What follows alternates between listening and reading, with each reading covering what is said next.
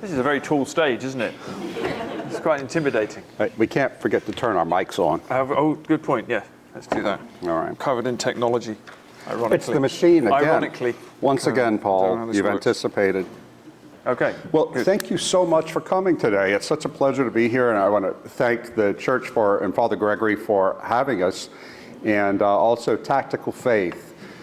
Matt Burford, the things he does with Tactical Faith, that ministry, are just phenomenal, and I think they're going to become increasingly more important as the years unfold. It's a sign. If you're so moved, please go to tacticalfaith.com and make a donation. It's a not-for-profit ministry that makes possible events like the one you were at maybe last night, and this one, and also the Monday night book launch. So I just want to throw that out there and be grateful to God, to this church, and to Matt Burford and Tactical Faith. I woke up this morning and saw that Ross Douthat in the New York Times has written a column, his weekend column, about what he sees as the faith equivalent of the moment that the New Atheist had about 20 years ago. Ross starts out by saying that Hitchens and Dawkins didn't make any new arguments, but they made the familiar old arguments for atheism in a culture that was prepared to hear them for various reasons.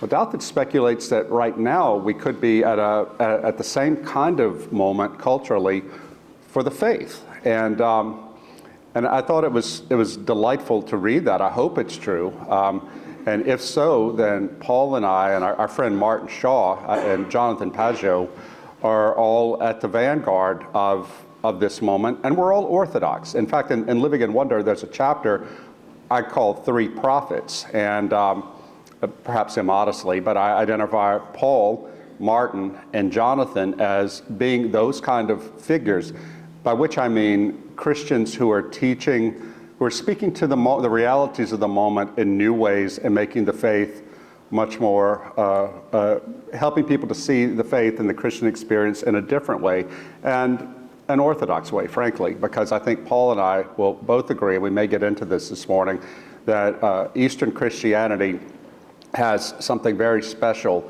to offer to the West right now in its moment of spiritual crisis. I also have to say before we get going that I've been signing copies of the book so far, Living in Wonder, with the phrase, "Look for comets." What that means is, in the opening chapter, I talk about what enchantment is and isn't. And I draw on a comment from Harvard professor Elaine Scarry, who talks about education. She says, education is not about imparting information from teacher to student. True education, she says, is training students to be looking at the correct corner of the sky when a comet goes blazing by. And I write in the book that that's what enchantment is, actually. You know, you can't read a manual about a formula, do this, this, and this, presto changeo, enchantment. No, what you can do, though, is prepare yourself spiritually and intellectually for theophany, what we Orthodox call theophany, an appearance of God, a showing forth of God, and receive it into your heart. And I tell my readers that's what I'm trying to do with enchantment, to show people how you can prepare yourself to see God when he reveals himself to you and to act on that. Lo, I could not have imagined that this book would come out at a time when a new comet that has been discovered is now visible in the night sky.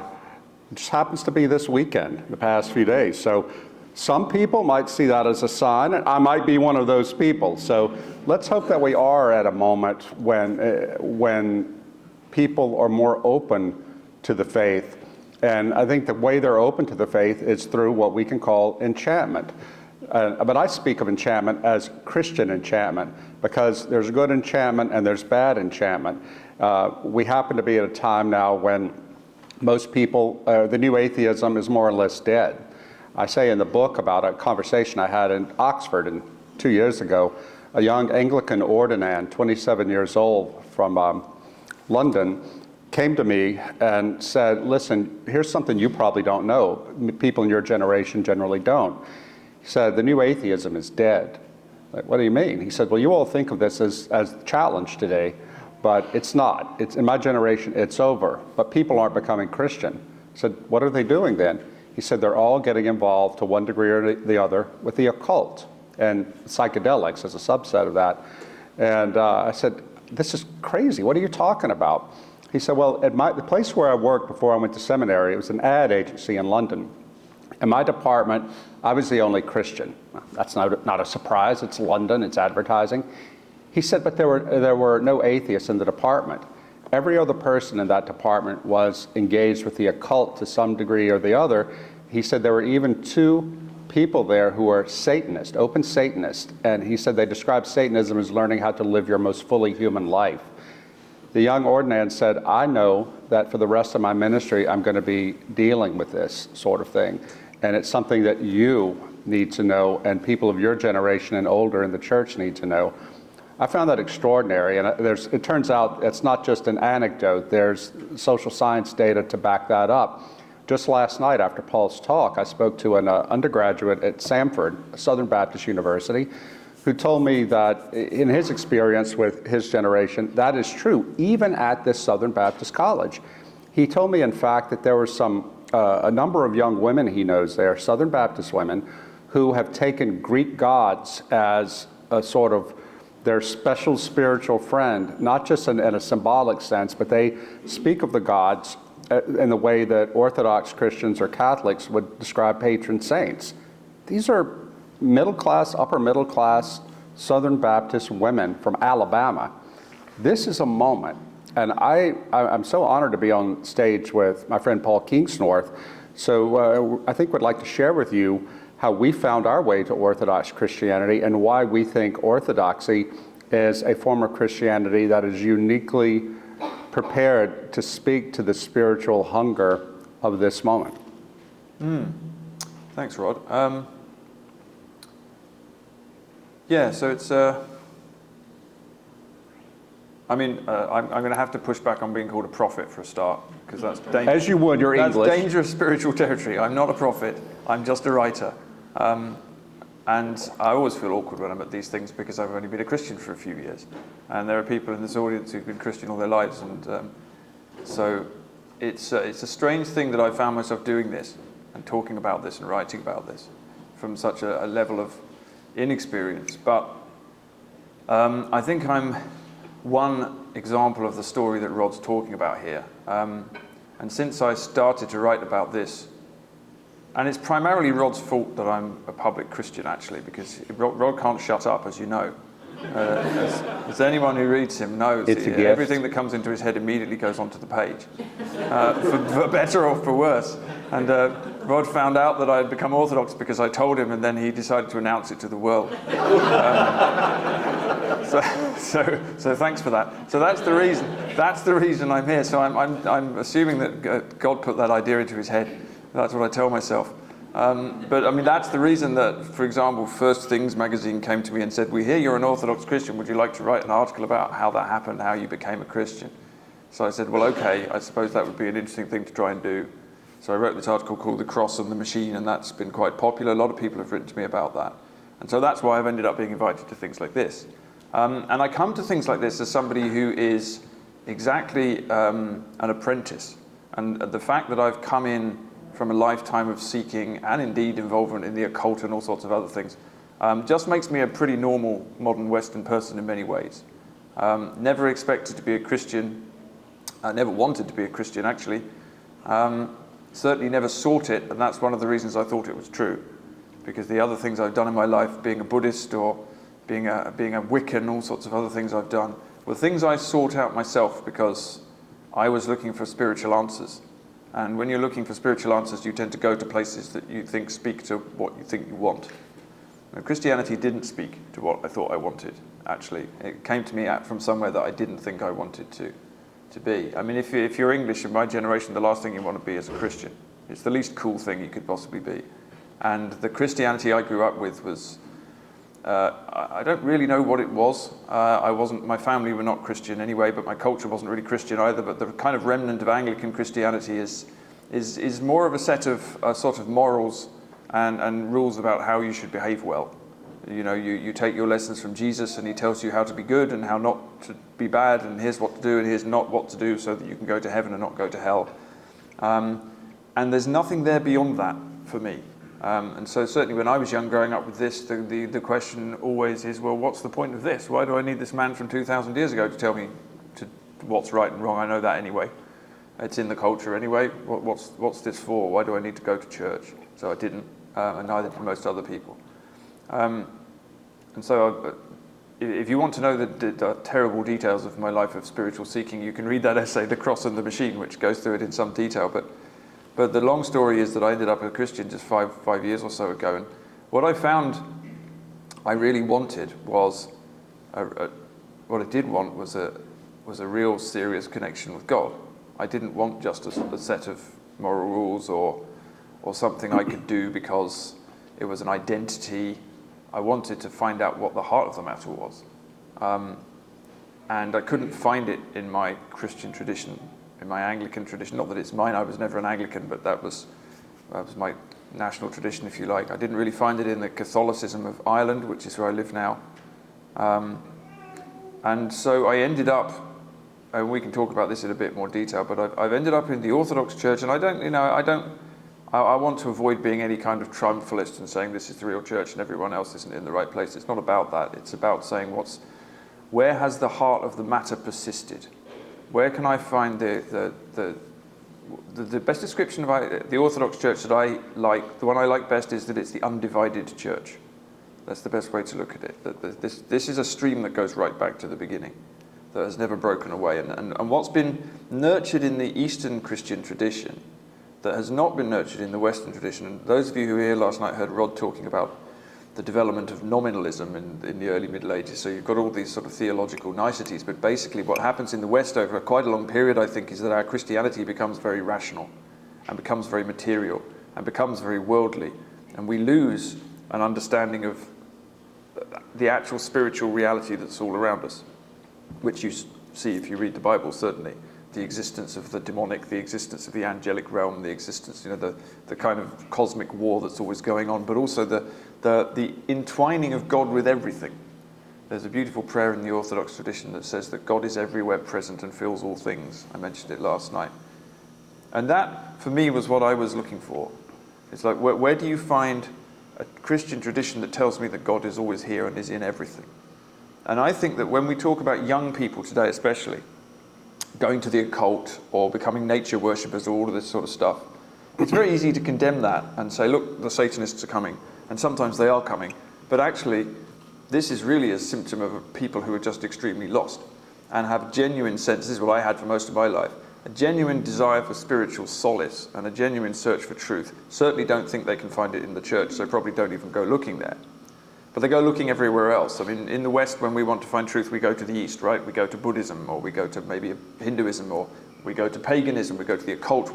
And paganism's great, because neo-paganism you can just make up as you go along, right? And because I was involved in it, I know this. This is why people like it. It's the ultimate faith for the age of individualism. We can just invent it. We can invent our own gods. We can have our own magical ceremonies. We can culturally appropriate things, as we say now, from every tradition in the world. Grab a dream catcher from here and grab a bit of some tarot cards and then some crystals and shove them all in. It's a DIY faith. And so it's the perfect faith for the age of the internet. It's not even a faith, it's whatever you want it to be. But behind it, usually, not always, but usually is a sense of real hunger for actual truth, which the Christian church or churches, for whatever reason, have not been able to meet, for all sorts of historical reasons. So it's there. And I think that what Rod's talking about here when he talks about this possible rise in search for genuine faith is exactly that.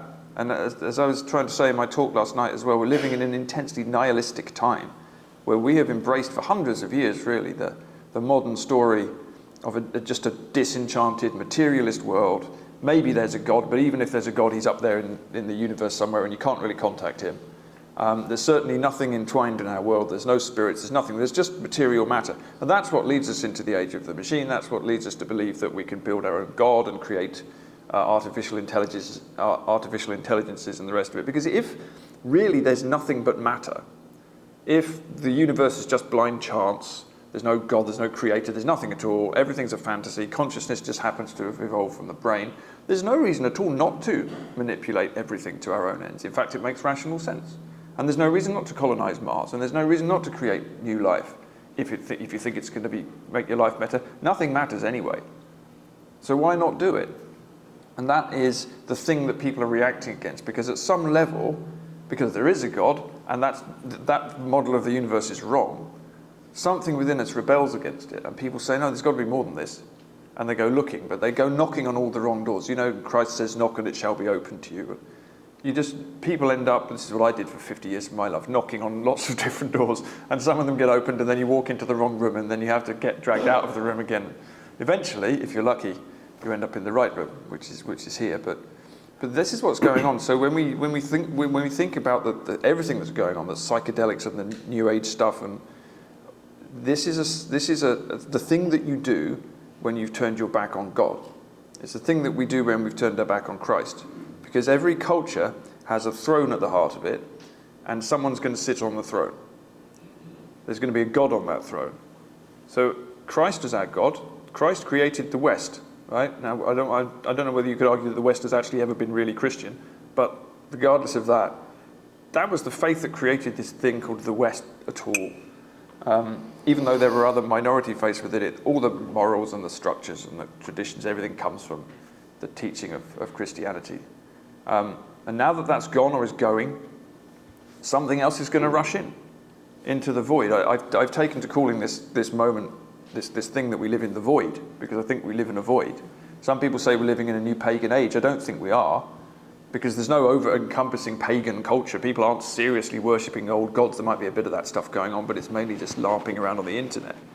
We're not living in a pagan age. We're living in something worse than a pagan age, right? C.S. Lewis talked about this quite a lot.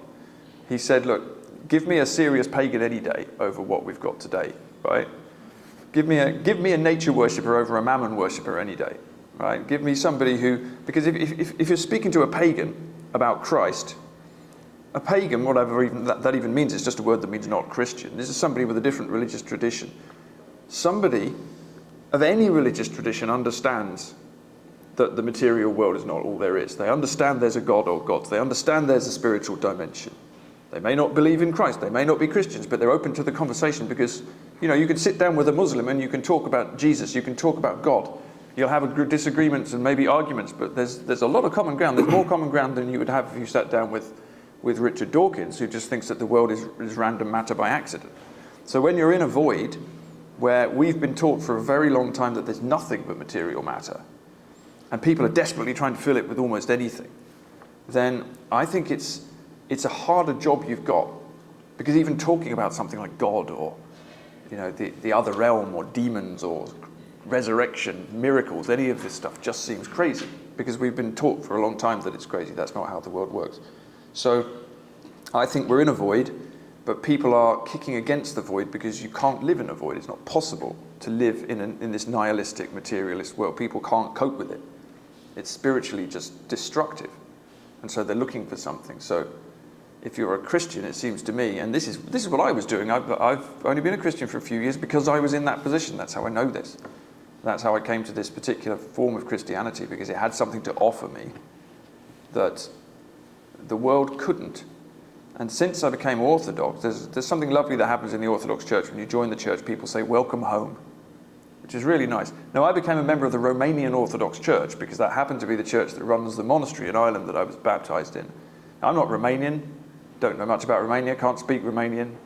So it was very curious for me to be told that I was welcome home. It certainly wasn't my home culturally, but it felt like my home spiritually. I mean, not specifically the Romanian church, but just the Orthodox tradition. I was in some very ancient river that was flowing and had never been diverted off its course into the wrong channel. And that's what people are looking for, actually. And as I say, I'm not talking as a kind of Orthodox triumphalist, but there's an ancient Christian stream. And if Christianity is true, which it is, and if we didn't think that, we probably wouldn't be here.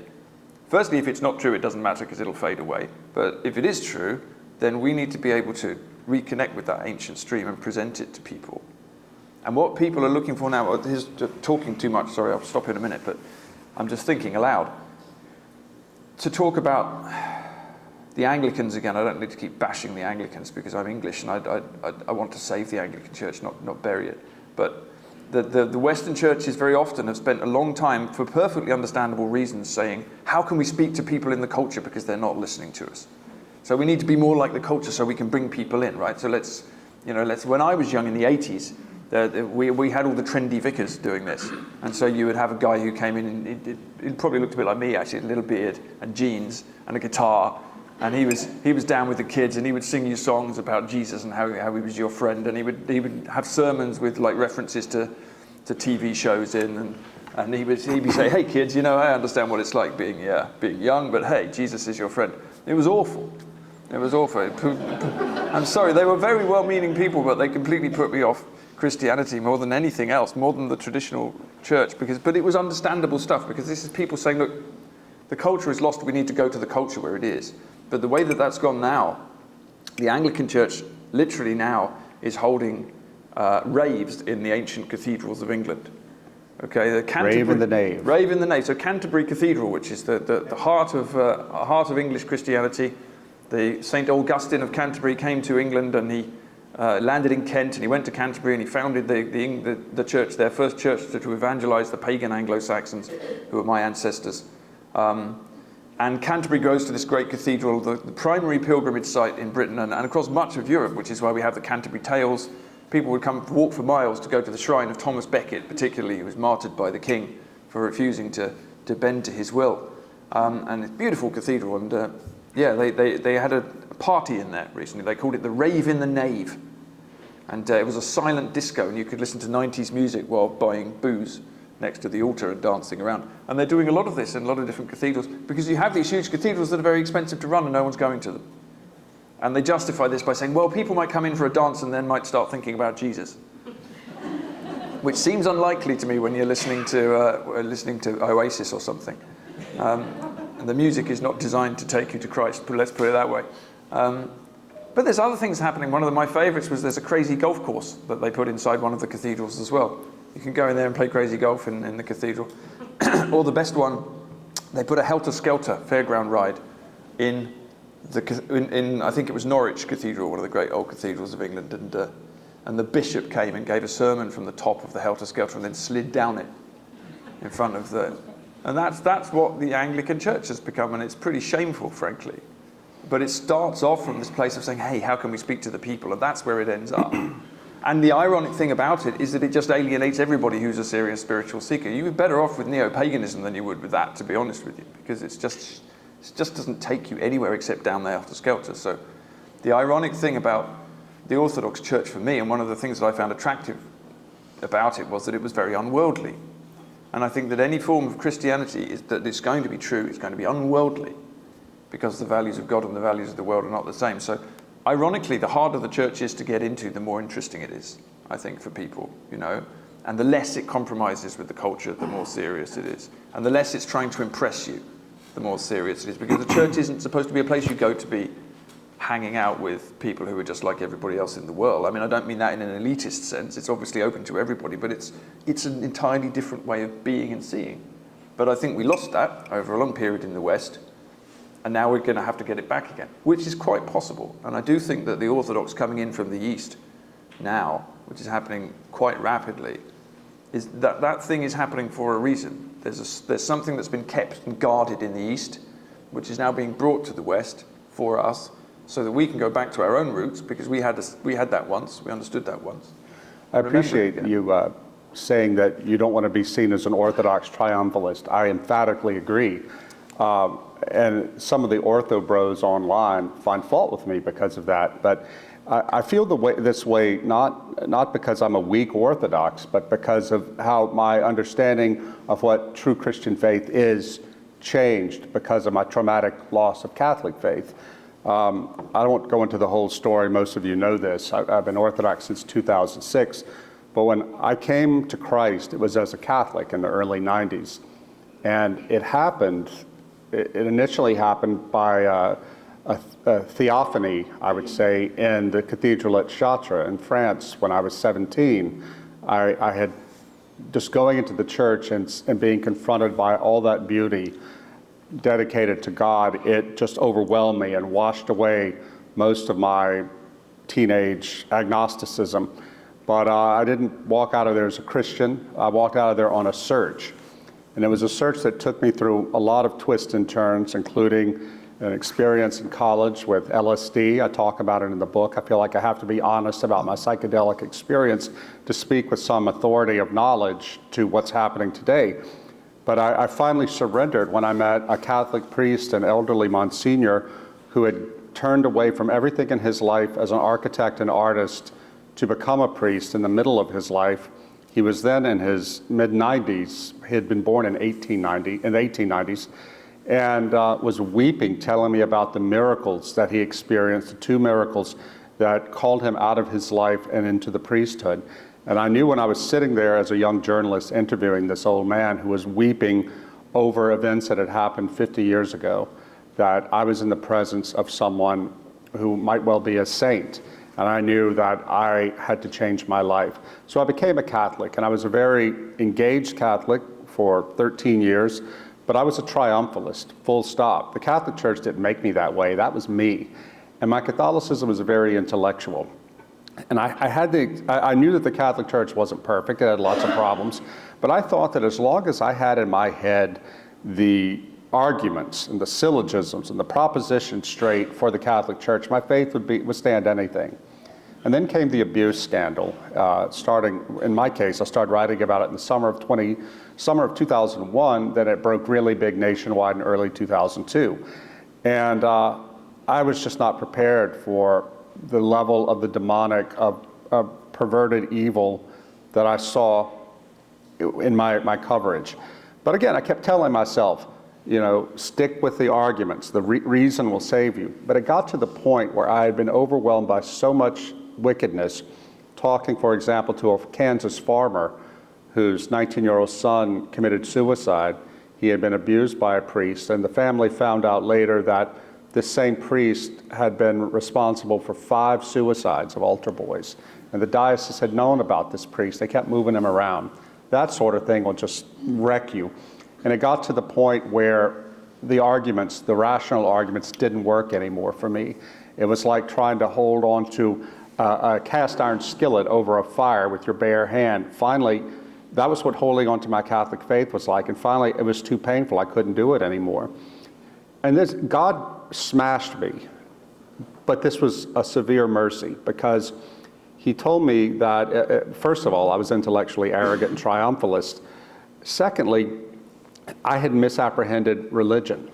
I thought religion, without even meaning to, I thought it was primarily about thinking the right thoughts and ordering your life according to those thoughts. In fact, that's important, but it's not the heart of things. The heart of things is a converted heart. And this is what I had neglected in my over-intellectualism. And I went to the Orthodox Church with my family, not because I thought the Orthodox Church would be a place of safety from sin and the clergy and corruption. I went there because as a Catholic theologically, we believe the Orthodox had real sacraments. And I knew that we couldn't receive sacraments as Catholics, but I wanted to at least be in the real presence of Christ in the Eucharist, though we couldn't receive it.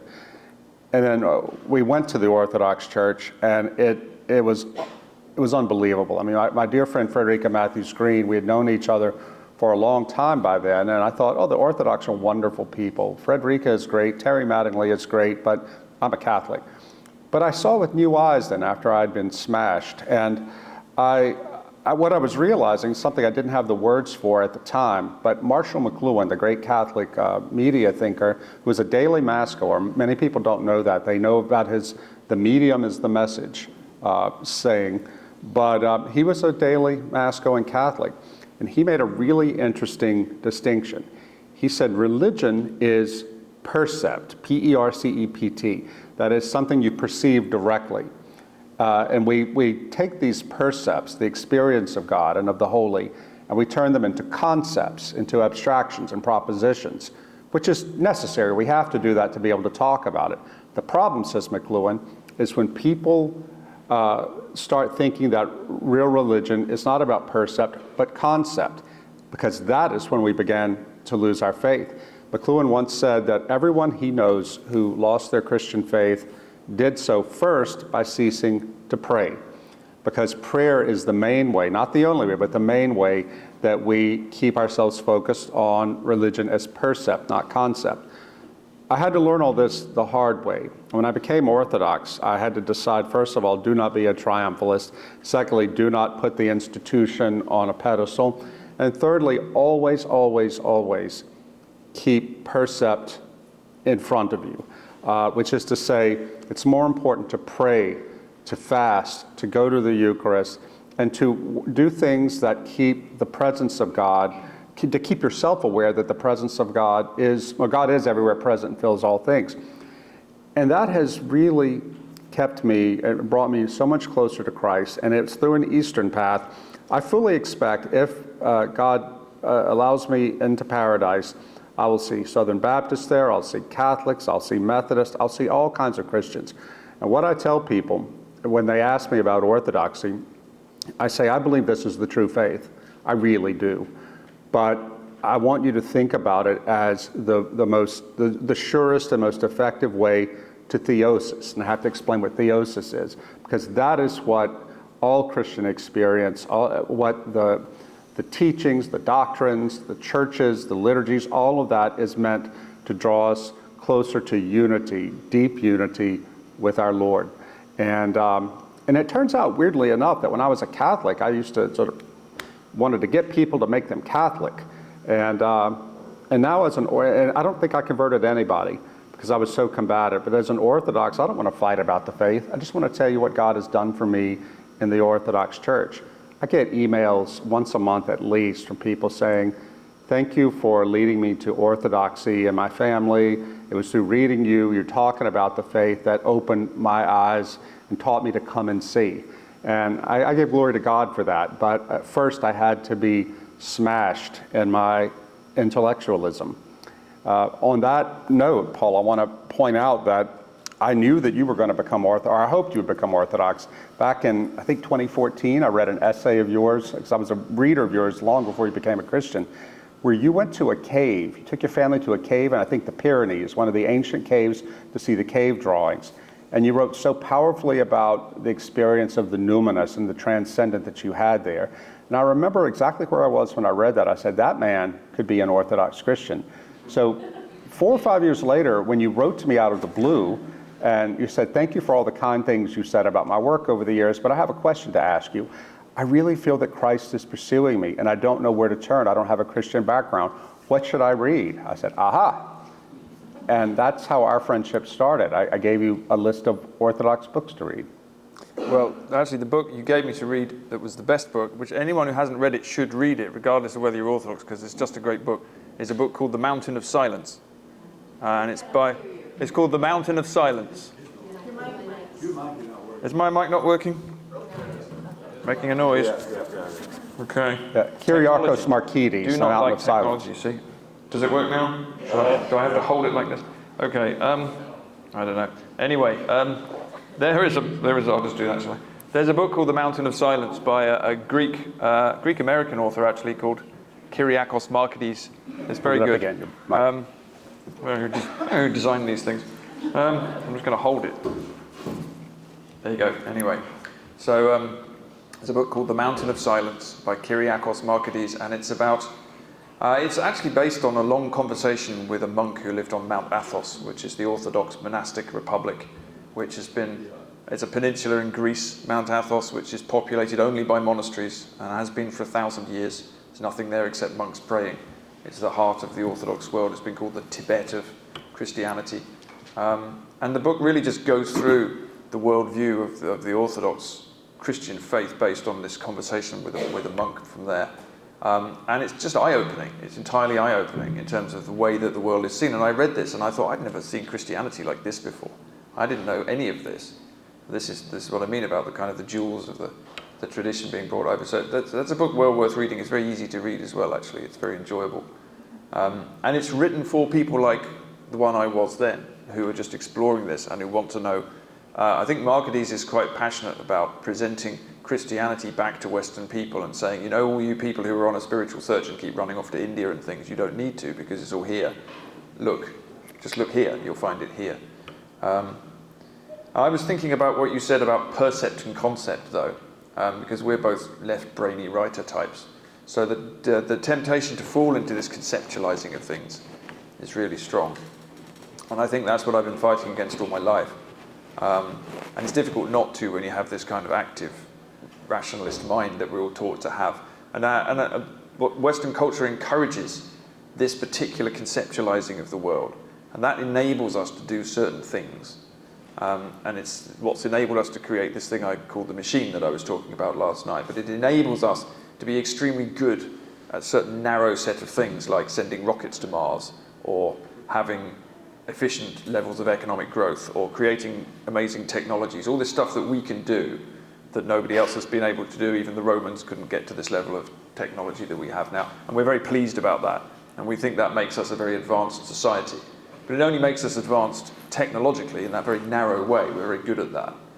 But the pure focus on that kind of conceptualizing of the world shuts out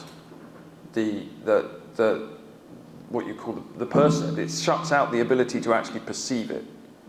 And that's a big thing. And I think I've been writing about this my whole life in different ways, because I've always been able to see from a young age, long before I thought about religion or anything like that, that there was something wrong with the culture.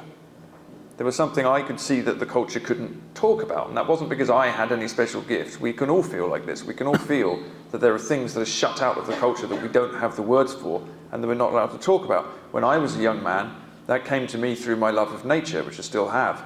I've had profound spiritual experiences on mountains and in forests. That's why I like to go and sit in caves and things and pray in a cave rather than praying at home. I'm just that sort of weirdo. But I love being outside because I can feel, what I think I can feel now is I can feel God through his creation. I wouldn't have seen it like that when I was younger, but that was what was going on. And we can all feel this. We can all feel this when we stand on a mountaintop or when we walk through a forest full of ancient trees. There's something extremely profound that we can connect with. And why wouldn't we be able to connect with it? Because it's all creation. You know, G.K. Chesterton had this wonderful quote. He said, "Nature is not our mother, she's our sister," which I really like, actually. I think that's exactly the way a Christian should see it, right? So we can all experience God in this way. But I could feel this all the time when I was a child and a young man, but the language isn't really there in the culture to talk about it. I mean, you might find it in the Romantic poets or something, but in the culture as a whole, the way we talk about nature is we talk about natural resources or the environment or biodiversity, all these kind of machine words. And we're supposed to be concerned about levels of carbon in the atmosphere and how we can bring them down. And it's not that these are things not to be concerned about, we should be, but the way that we conceive of that, we look at the whole spread of creation and everything that lives, and we see it as a bunch of things that we can manipulate and manage and speak of in scientific language. So our brains are like machines. And this society that we've created has allowed us to do incredible technological things, but has completely destroyed our ability to relate to the rest of creation and to relate to God. That's the way I see it now. And last night you mentioned Ian McGilchrist, who's a writer from Britain who wrote a very good book called The Master and His Emissary, which is well worth reading. He's a psychiatrist, actually. They have a couple of copies here. Rush right out. They're well worth reading. He's got another book which is enormous called The Matter with Things, but don't go there unless you've got a huge amount of time. That's basically his life's work. He's collected all the evidence for the case he makes. But the case he makes is basically what I was just talking about. From a psychiatric and from a literally biological point of view, there are two hemispheres to the brain. And the left hemisphere is for conceptualizing, and the right hemisphere is for experiencing. And what's happened is that the way this is supposed to work is that these things are supposed to be in balance. And so he talks about the way that we are supposed to work as creatures is that we are supposed to have a left hemisphere, that's the conceptual bit, that is in service to the right one. So the right hemisphere is supposed to be the master, the left hemisphere is supposed to be the emissary. So our master is supposed to be the part of us that can stand on a mountain and experience awe. And then the left hemisphere's job is to be able to explain that. But what's happened is that the emissary has staged a rebellion against the master, and the emissary is now in charge. So the part of us that can actually perceive spiritual reality, can feel God, can experience nature, can experience all the things that we now call mystical or spiritual or woo-woo, depending on what our mood is, right? That stuff's all put over there. You can do that in poetry maybe, or in novels or songs or something. Maybe you're allowed to do it in church on a Sunday morning, but the real grown-up stuff of society is the left brain conceptualizing of the world. And we in the West have been doing this for centuries. And it's enabled us to be enormously materially successful and massively spiritually bankrupt. And that's the point that we've got to. And those things are not unrelated to each other. Our great success of power, wealth, technology, etc., is directly related to the spiritual desert we're in. So you have to, and interestingly, McGilchrist in his latest book says that it would not be inaccurate from a psychiatric point of view to see this as a culture which is mentally ill. Okay? A culture which is mentally ill, which is so unbalanced in its mind that it's got a massive loss of perception of the things that are actually important in life, and including our understanding of God, which is why religion is relegated to the sidelines, because that's not a thing that serious people do. And we've collaborated in that. The churches, so many of them, have unwittingly taken up this left-brained model of the faith and thrown away the heart of it. But the Orthodox Church has not. You know, and one of the things I learned when I was researching Living in Wonder, I came across the work of a German sociologist named Hartmut Rosa. And I don't know if Rosa's a believer or not, but he talks about resonance. That's the word he uses and translated into English, resonance. And that's, I think he means by resonance what I mean by the clunky term enchantment. Rosa says that we typically resonate, we individuals resonate with the world around us, meaning that we feel some mysterious sense of connection with the world around us. In some things, some people more than in others. But and we feel at home in the world when we resonate with it. But today we live in a world where people don't feel they resonate with much at all. But to experience resonance, he said, you have to give up control. If you have no connection at all with a thing, with a mountain, with a building, with a person, then you can't resonate with them. But in order to feel a sense of resonance, of some sort of mystical connection, you have to first have some kind of relationship with them. But if you keep pushing to control them, and this is what technology does, what the machine does, if you want to bring them under your control, to be able to manipulate them, to get what you want out of them, the resonance will be gone. The mystery is gone. They just become dead things. In order to maintain resonance, you have to keep this mysterious space between you and the thing, or the person, or the object. And that's where the Orthodox Church lives, in my experience. It doesn't have to explain everything. I think Wordsworth had that great line about how we murder to dissect, meaning that we have to kill the thing so we can understand it. We can take it apart and understand it. That's the Western mind. That is both the glory of the Western mind and its tragedy. But in the Eastern Christian mind, we're comfortable with mystery. We admit, or we can perceive with our right brain, to use McGilchrist's terms, that something is real, but we don't have to fully understand it. We don't have to let it get stuck in the left brain by turning it over and over in our minds to take it apart and understand it from every angle before we can affirm that it's true.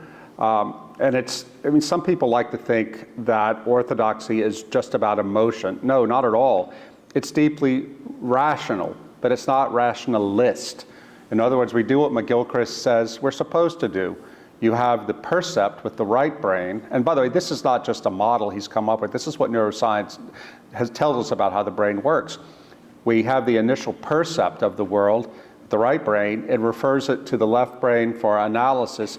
But then in a properly functioning brain, and I would say in a properly functioning culture, indeed a properly functioning church, the left brain sends it back to the right brain for reintegration.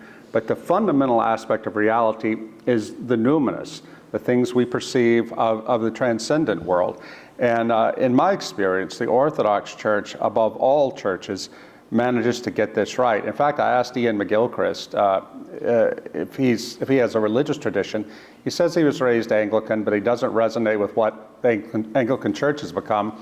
He said, I'm an old man now, but if I had to do it over again, I would probably become Orthodox, because in my mind, from what I've learned through my lifetime of study of the brain and of poetry and things like that, I think the Orthodox get the nearest to how the world really is.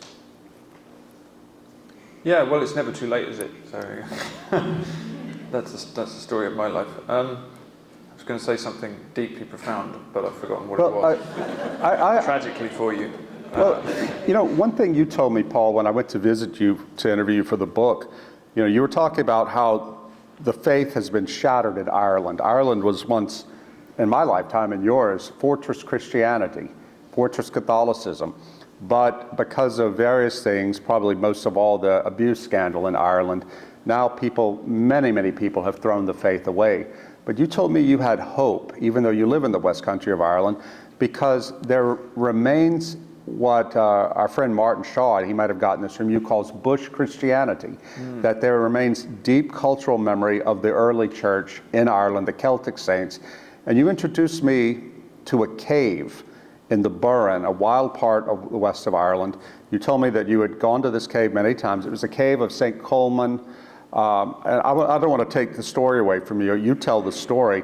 But you took me to the cave. I sat in this cave where this 7th century holy man had lived for 7 years, and I prayed my prayer rope one time around, and it was one of the most profound experiences of my life. Why don't you talk about St. Colman and why you think St. Colman and early church saints like him, early Irish church saints, have something to tell to say to a culture that has been burned out on Christianity and thinks Christianity is dead to it? Yeah, it's an interesting question. So again, if you think of the young generation now growing up in the void with this mentally ill left brain culture that we're all stuck in, and feeling this enchantment in the natural world especially, but just a desperation for some connection, and running into neo-paganism, running in often to nature religions. Actually, that's what people are really feeling a connection with, especially at a time when people are very anxious about the state of the natural world, rightly so, because we're destroying it at a rate of knots. They want a religion that can connect them to it. This is what happened to me. I became a Wiccan for a year or two. Luckily, I was rescued from that, and here I am. But I went there because I wanted a nature religion. I wanted a God that could connect me to nature. This is what people feel, and they're flailing around for this. And I thought, well, what does Christianity have to say to me about that, about my relationship with creation, about these experiences that I have? Now, if you go back to the early Christians in Ireland especially, and Ireland is a very interesting case. The early Christian centuries in Ireland, there were more monasteries in Ireland than there were towns. It was called the Island of Saints and Scholars. Here's an interesting fact. For the first 1,000 years of Irish Christianity, up until the schism between the Eastern and the Western Church, there were 3,000 saints produced by Ireland, tiny little country. Since the schism, there have been only 3. Okay, so that's how things have changed. But the early centuries, something really profound and interesting happened in Ireland. Is this kind of wild hermetic monastic tradition that sometimes gets called Celtic Christianity. And it's not some sort of heresy or something, it's creedal Christianity, but it's very, very much influenced by the Christian, the tradition of the Desert Fathers. In fact, there's a good amount of evidence that some of the earliest Christians in Ireland actually came directly from Egypt. They came up through the Mediterranean up to Ireland. And there's evidence that some of the people who wrote the first gospel books were Egyptian monks. There's a lot of similarities between some of the early Irish architecture and the stuff that you'll find in Egypt, the Egypt of the Desert Fathers, even some of the place names. One of the most common place names in Ireland is Dysert, D-Y-S-E-R-T, which is probably desert. And the Irish name for church is Kill, which is probably cell. And all of this stuff comes directly from Ireland. If you look at the great stone high crosses of Ireland, which are very famous, the great Celtic crosses, which were used for teaching in an illiterate culture, they always have saints on them. There's 60 of them left. And you would think in Ireland that St. Patrick would be a popular saint, but he's not on any of the crosses at all. The saints that are most popular are St. Anthony the Great and St. Paul of Thebes, who were the 2 founding desert fathers of this very particular wild, hermetic, monastic Christianity in which you would literally physically withdraw from the world and you go into the desert, you fight the devil, and you achieve theosis, and then you can bring something back to the world. And the Desert Fathers tradition, this is interesting to me. I'm digging around in this at the moment, because the Desert Fathers went to the desert at around the time when Christianity became the official religion of the Roman Empire. So Christianity was becoming very civilized, and there was no way to be martyred anymore. You couldn't stand for the faith and die for Christ, because the emperor was Christian. So Christianity was becoming the thing that the respectable middle classes did. So what did you do if you wanted to be martyred for Christ? You went to the desert. In Ireland, they called it the Green Desert, and they called it the Green Martyrdom when you went off to live in a cave for 7 years, or you went off to live on an island. All around Ireland, you can't walk 100 yards. You can't go to a loch without seeing an island in the middle that has a ruined cell on it, or finding a cave in the hill where a saint lived. It's absolutely everywhere, this stuff, and I see it as the European tradition of the Desert Fathers. And then it went over to Britain, which is where I come from, to England, and it seeded this form of Christianity in England as well. Some of the great English saints like St. Cuthbert were living wild on islands. St. Cuthbert used to walk into the sea on this tiny little island he lived in the North Sea and pray for hours. And when he came out of the sea otters would come and lick his legs dry and brush him with their fur, because he had this intense relationship with the natural world. So here's the thing that happens. I want to talk about this. I'm writing a book called The Book of Wild Saints, which is all about these people, and I'm picking saints from around the world which lived this particular wild hermetic life and went into the desert and came out in a completely different state. So here's the interesting thing, and this is what's claimed in the Orthodox tradition. If you can strip away all of the left brain nonsense from your life, if you can properly repent and strip away the barriers to your way of seeing, if you can strip away your sins through prayer and fasting for long enough, you return yourself to the state you were created in. And in a biblical perspective, that's the state we were created to be in Eden. And in the Garden of Eden, everything is in communion with everything else. None of the animals are eating each other. We're not eating anything else. And we're in communion with the rest of nature. And so many of these wild saints, you look at the stories of all these people who lived, some of them within our lifetime, by the way, they have a relationship with animals which is entirely friendly. They have a relationship with bears and otters and birds. All the way through the Christian tradition, the tradition of birds bringing food to saints in the desert, that starts with St. Paul of Thebes. It goes all the way through. So there's this notion that the closer you get to God, the closer you get to nature, which is creation, which is your sister. Okay, so we are alienated from God, we're alienated from nature, we're alienated from our right brain, and all the things that actually make us human. We've gone into this machine culture which we're being told is the only way to do things, but it's destroying us spiritually, and it's destroying the earth ecologically, and it's destroying us culturally as well. The way to do that is to go back to God, and as you do that, you go back to creation as well. So it's a really beautiful, intriguing idea. And this stuff is right at the heart of Western Christian tradition. It's not something you have to go to the East to find. The East has kept this jewel for us because we forgot it. But when we go to it, we go back to what we were. So I'm really quite excited about this possibility, that what I can find in the Orthodox Church is the same thing we were doing in Ireland 1,500 years ago, or in England 1,500 years ago, which is also the root of Christianity here, which comes from those places, however much things have changed in that time. And one of the things that made me Orthodox was I was terribly excited to discover there were still saints living in caves on Mount Athos, and in Romania, still saints going to forests and coming into communion with animals right now. This still happens. It's still there. So that's the heart of the matter. Now, it's not that we're all going to do that. I'm not going to do that, I'm sure. But you don't have to live that life to be able to access that. I mean, I slept in that cave for the eve of my 50th birthday. Sometimes I like to go to these places and make little pilgrimages, and that's accessible to everyone. And that brings us back to the stuff Rod was talking about in the first place, and last night to some degree, where you have this combination of matter and spirit. The landscape becomes a sacred thing. So in Ireland, until quite recently, the landscape was sacred. So another thing I've been writing about a lot is the holy wells of Ireland. There are 3,000 holy wells, all patronised by Christian saints. There are holy wells. There's a holy mountain that people still walk up on St. Patrick's Day, Croagh Patrick, and there's a chapel at the top, and you walk up there bare feet, or the really brave people walk on their knees all the way up this mountain. It still happens. So the landscape is tied into God. Everything is a prayer. In Ireland, until quite recently, there was a prayer for absolutely everything you did. There was a prayer for washing up. There was a prayer for milking the cow. There was a prayer for bringing in the turf. Everything is a prayer. Life is a prayer. These are all the things we've forgotten. And I didn't even realize this stuff existed until I became a Christian, and certainly until I went to the Orthodox Church. So I think this is what we all have to rediscover. And I think we can rediscover it because it's all there. It's all there, but it requires us to perceive differently. And to me, that's exciting. That gives us a chance to escape from the machine and go into something else. Well, I want to use that as a jumping off point to talk about something that makes a lot of Christians today uncomfortable, but it's something we have to talk about because it's reality. I'm talking about psychedelics, LSD, and ayahuasca, DMT, things like that. These are booming. So many young people, and not so young people, are using them. Just this morning, there's a story in the Free Press, Barry Weiss's online publication, about so-called mushroom moms. middle-class suburban women who are, live normal lives. They have the minivan, they have kids, all of that, but they also take time out of their lives to drop acid or to take magic mushrooms, things like that. And they, the article quotes some of these women as saying that it's wild, you feel this connection with everything, it reinvigorates your life, et cetera, et cetera.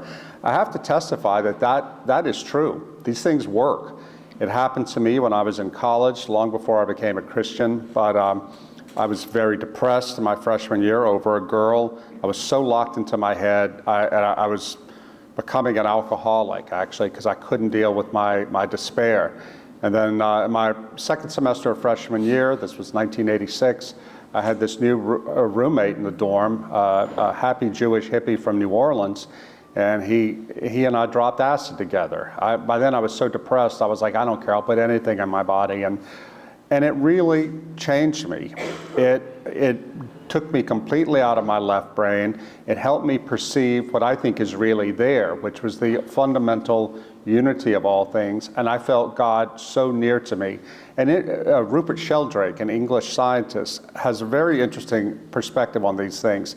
He said very few people who do psychedelics come back and say, oh, I just hallucinated that. Rather, people who do them feel that, as Huxley put it, the doors of perception have been opened, however briefly, and they close back. Well, in my case, when I did it that time as a freshman, it pulled me straight out of my depression, made me realize, wait a minute, God is present. It was an experience even more intense than Chatra. And it sent me that Monday morning, the Monday after this happened on the weekend, I went straight to the college bookstore to buy books about Christianity. So I've not told people about that over the course of my life because I do not want people to go to psychedelic drugs seeking enchantment. It happened to me, but God protected me, I believe now, from a lot of spiritual danger. Psychedelics are dangerous not because they don't work, but because they do. Because spirit and matter interpenetrate, I believe these things, by affecting the chemicals in our brain, do open us up to a world of spirit. In my book, I talked to people who had been part of the occult and who had done a lot of psychedelics, who strongly warn against doing them, because you will go to places that you have no business going to. But I think that we have to be fair, we have to recognize that people are turning to these things because, as Paul said at the beginning, they're desperate for some sense of mystery, of the numinous, of the transcendent. The problem is this is a cheap and easy way of getting it. I compare it to, say, someone becomes a multimillionaire because they've worked all their lives, worked hard, they've saved, they've invested, they've been disciplined, and become rich that way. They have a very different relationship with money than someone who became a multimillionaire by winning the lottery. We see lottery winners, often their lives get destroyed within 5 years because they don't know how to handle the experience. I think there's an important analogy that can be made with psychedelics there. But this is something that a lot of respectable, middle-class, older Christians don't understand is what's happening in the world today, that so many, not just young people, young students, but middle-aged people are turning to these very, very powerful drugs in search of the numinous. And they don't have to do that. We in the Orthodox tradition, certainly, and in the more mystical traditions of Christianity, we have the truth. We have the true access to this.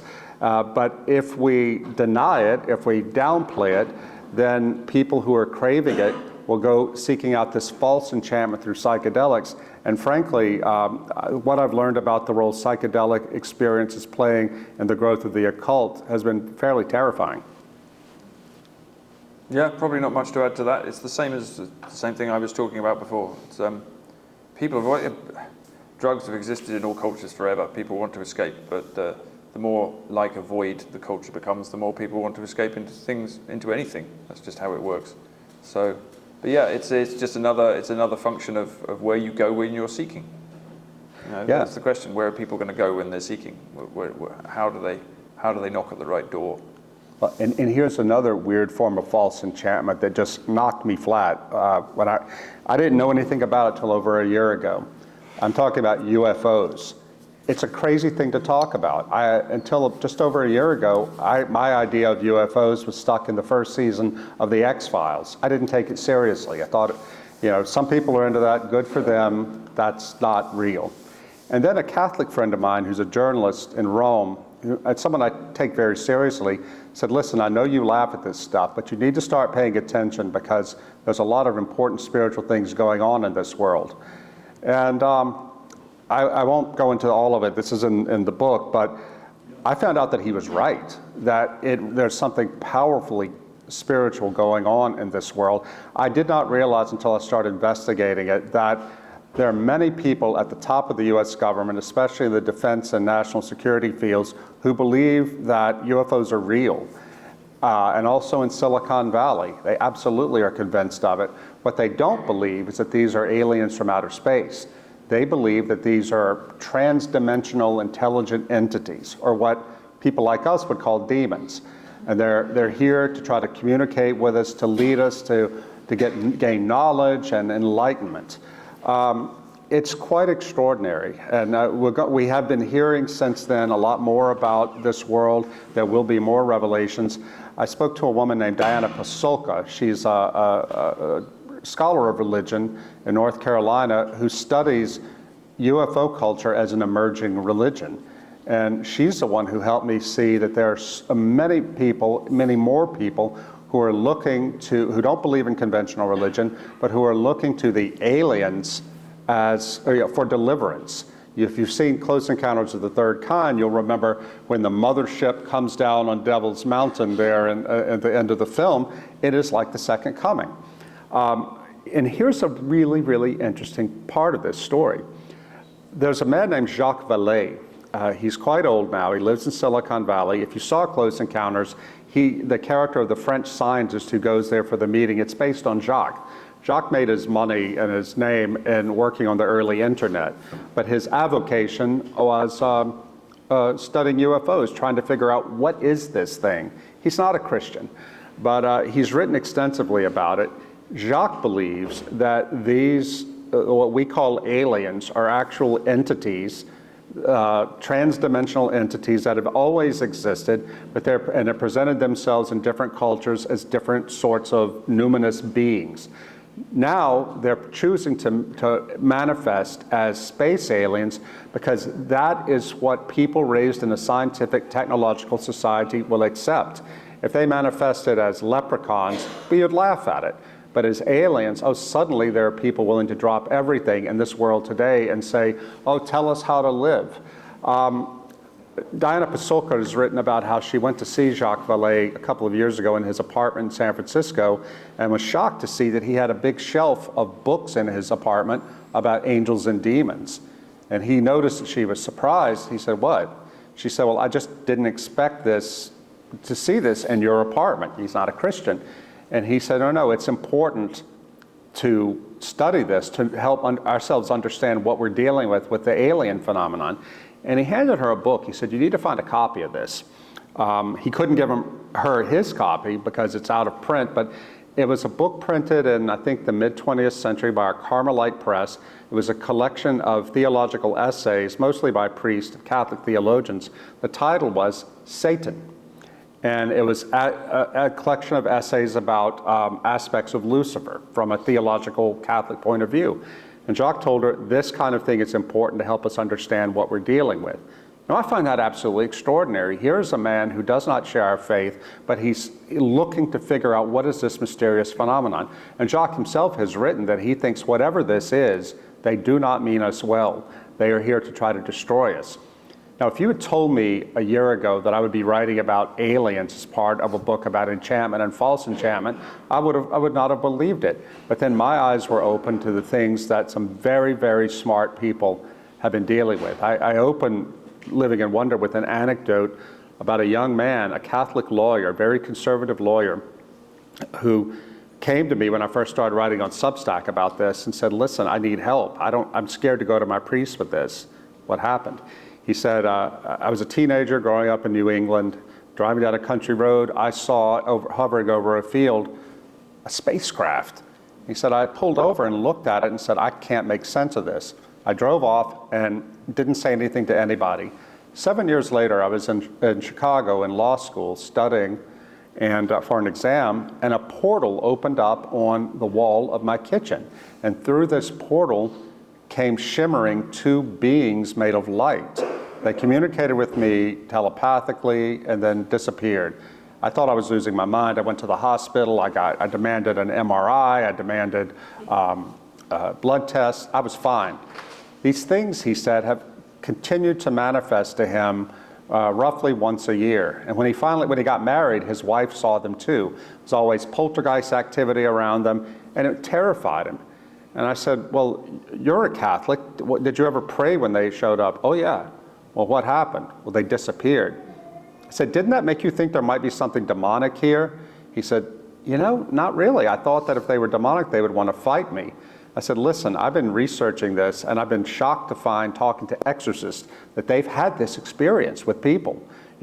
Aliens have appeared. The exorcists have treated them as demonic, and they've gone away. He said, you don't need to talk to your priest. You need to go to the exorcist of your archdiocese, because every Catholic archdiocese or diocese should have an exorcist. So I met the guy a month later. I was in his city, and he said, I want to thank you for doing that for me. I went to the exorcist.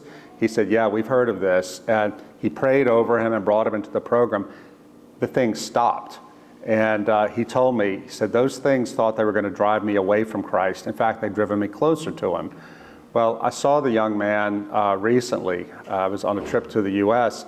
I said, how are things? He said, they're great. They haven't come back. I want to thank you so much. Now, I mentioned this to you because it's even now embarrassing to talk about UFOs. I'm a bit ashamed to write about it in my book, but I feel like we have to talk about this because people are experiencing these things, and they're absolutely not aliens from other planets. The people who are most experienced in the government don't believe this, but they are trying with machine logic just to find out what they can know, what these things have to tell us to give us more power over our enemies. And that's what's happening in Silicon Valley too. I met a guy, a venture capitalist from Los Angeles who's an Orthodox Christian, and I mentioned this to him. I said, have you heard of anything like this? He said, yeah. He said, most everybody I know in Silicon Valley has meetings in which they they meditate and call down the aliens to enlighten us.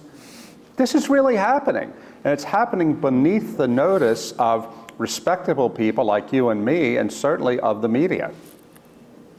Yeah, well, if you told me 5 years ago I'd be sitting on a stage talking about demonic aliens, I would have been surprised. So I still am slightly surprised, but actually increasingly nothing surprises me much anymore. I wonder if we should open it up, see if people have any questions. Yeah, I think Frederica has the first question. We're going to open it up to Frederica and to Father Stephen if they have anything to say, and then if anyone else afterwards. Is there a mic for Frederica? Yeah, is there a mic to pass around? I'm standing up because I'm short. What? They told me to be short.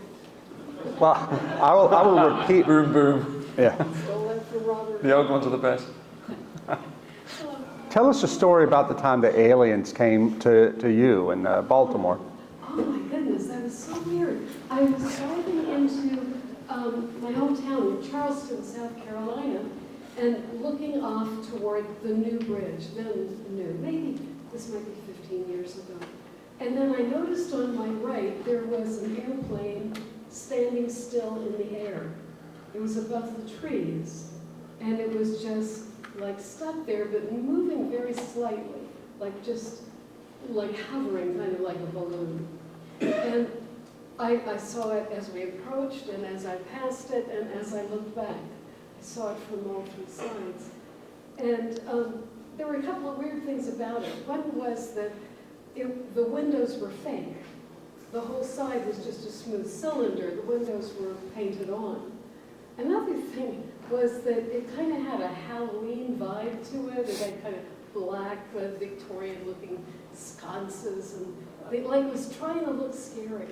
And it's just so funny that that's what the demons try to do. They try to, scare us with things that we think are scary. And really, that's all they can do, Their next threat is, well, I'm going to scare you, go ahead. Now I'm really going to scare you. So I saw this thing, and I could never deny that I had seen it. A couple of months later, I was at the beach, and I saw that same airplane flying over the ocean, back and forth, and much slower than an airplane ought to be able to fly. And my daughter-in-law said, "Do you see that airplane?" So I know it wasn't just me. You know, Rod, I don't know if I ever told you, but I've come around to wondering if it was an enormous remote-controlled toy. Because it looked like a balloon. I mean, the shape of it. And I bought as a joke once a remote-control shark would swim through the air with the helium balloon. So I know that things like that exist, and I can imagine how wealthy you'd have to be to buy one of that scale. But I don't know if anybody else saw it, and nobody mentioned it in the paper the next day. It was right on the interstate where there's a lot of traffic. And I even located the paranormal group in the Charleston area, and they said, no, nobody's reported anything. I said what I did making a joke, but I'd forgotten, wait, that really happened to you. Yeah. And I can never deny that I saw it. But I'm wondering now if there's a more natural explanation. I do want to speak shortly because there's just so much here, and this is so exciting. But I want to say one thing about what Paul said. As you were speaking, I was thinking, I can't wait to start reading on the internet people saying, you have got to back away from this paganism because it's a trap. It's a trap. Evil things are happening in my life. It's horrible. Don't indulge in this. And I thought the internet, which is so evil in so many ways. But one thing it has done is it's allowed ordinary people to speak about things that they've genuinely experienced. And on the internet, they look the equivalent of the New York Times. I think just as detransitioners have spoken out, had a big impact in countries other than the United States, I think it'll be like that, and it may not be that long before it starts happening. So that's possibly one good thing about the internet. It gives everybody an equal opportunity to speak. And this is you, Ron, referring to the book about the last pagan generation. I think that's where this comes from. I know you've said that what made Christianity succeed in the ancient world was that Jesus defeated the demons. That's what got people's attention. That was what was so persuasive to them. And 300 years later, Athanasius, on the Incarnation, is saying, you pagans know that in the name of Jesus, the demons fall down. You have experienced this. If you doubt it, try it yourself. He could be that confident about the immediate effect of the name of Jesus. And that's still there. We just need to begin using it again, learn how to use it again. And the last thing I wanted to say, I'm sorry, I'm still getting over a little cough and cold. When Rod was first writing his Living in Wonder book, he went through 3 different iterations. I've got all 3 of them on my phone somewhere. Right away I was saying, Rod, how are you going to break the 4th wall? How are you going to make this not merely conceptual to readers? How are you going to let a reader realize that he can step through that wall and begin to practice this himself? It's kind of inherent in the nature of a book, but it doesn't really do that. It stays over there by itself when you think about it. So I decided for my next book, and one of these people is just, I've always documented my life. I have journals going back to the age of 16. And so I have a record of every time God has moved in my life, every time I saw a miracle, every time the Lord spoke to me in prayer. Every one of those things has happened. And so I'm going to write, I'm calling it a spiritual autobiography, but it's really going to be a list. And it will be a list of every single time something like that happened to me, just to show how moderately normal person might actually live in the give and take and the flow of the experience of the presence of God. So I'm hoping I will come up behind Rod and be one of the secondary books that helps people understand that you really could live this way and still be a normal person. You really could begin this. It begins with prayer. It begins with humility, repentance, and a deep, heartfelt connection to the Lord Jesus Christ, whom I love with all my heart. That's what has to happen next. So I'm hoping I will supplement your book after I could not berate you, finding a way to do it yourself. Well, I thank you, Frederica. The book you're talking about, that you start out talking about, is actually called The Dawn of Christianity by a historian named Robert Knapp, K-N-A-P-P. And he talks about how in the early church, like the first decades and couple centuries of Christianity, it wasn't the case that the evangelists went out and convinced people by the strength of their arguments. One of the big things they did was, as Frederica said, they did spiritual combat with the magicians, the pagans. And this really came home to me. I read it in Knapp's book. He documents it and talks about it. But I was in Ephesus in Asia Minor a couple of years ago on a press tour. And I was standing there in the actual theater. It's been excavated. You can stand there, which is in Acts 19, where the mob is being ginned up to do a pogrom against St. Paul and the evangelists by chanting, "Great is Artemis of the Ephesians." You can stand right there and look at the place where they all were. And then I was studying more about what Ephesus was like when Paul went there. It was a huge center of paganism in the Roman world. And you know the story from the book of Acts about Demetrius the silversmith, who made his living by creating, like many of them did, small silver idols to Artemis there. And if the evangelists came to town and converted people to Christianity, it was going to hurt his business. So this is what he was trying to do, to protect his business by protecting the cult. But if you read that book, one of the reasons Paul and his followers were having such success is people were being delivered from demons and delivered from sickness by their healing, by even touching the hem of Paul's garment. So this gave me a powerful insight about where we are today, almost 2,000 years later. We Christians are going to have to go back to the time when it's as if we were in Ephesus, a contemporary Ephesus. And it's not that we back away from argumentation for the faith, conventional apologetics, but we're going to have to make confronting the numinous, those aspects of reality, more part of our approach. Now, about breaking the wall, for me, one of the most important things I learned over the years was something that Pope Benedict XVI, a man I greatly admire, I went to Rome for his funeral, something he said in his ministry. He said the greatest arguments the church has for the faith are not the propositional arguments. Those don't really work in a post-rational period like we're in now. No, the greatest arguments we have are the art the church produces and the saints it produces. What he was saying is that beauty, as an art, architecture, and so forth, beauty that bears witness to Christ, and the saints, the incarnation of moral goodness and holiness that bear witness to Christ, those are things that people experience directly. You don't have to run them through the left brain. Once you're standing in the Chartres Cathedral, or as in my case, or in the presence of the elderly Monsignor Carlos Sanchez, you know, it bypasses rationality. You know it's true and real. And that, said Pope Benedict, opens the door to consider the propositional truths of the faith.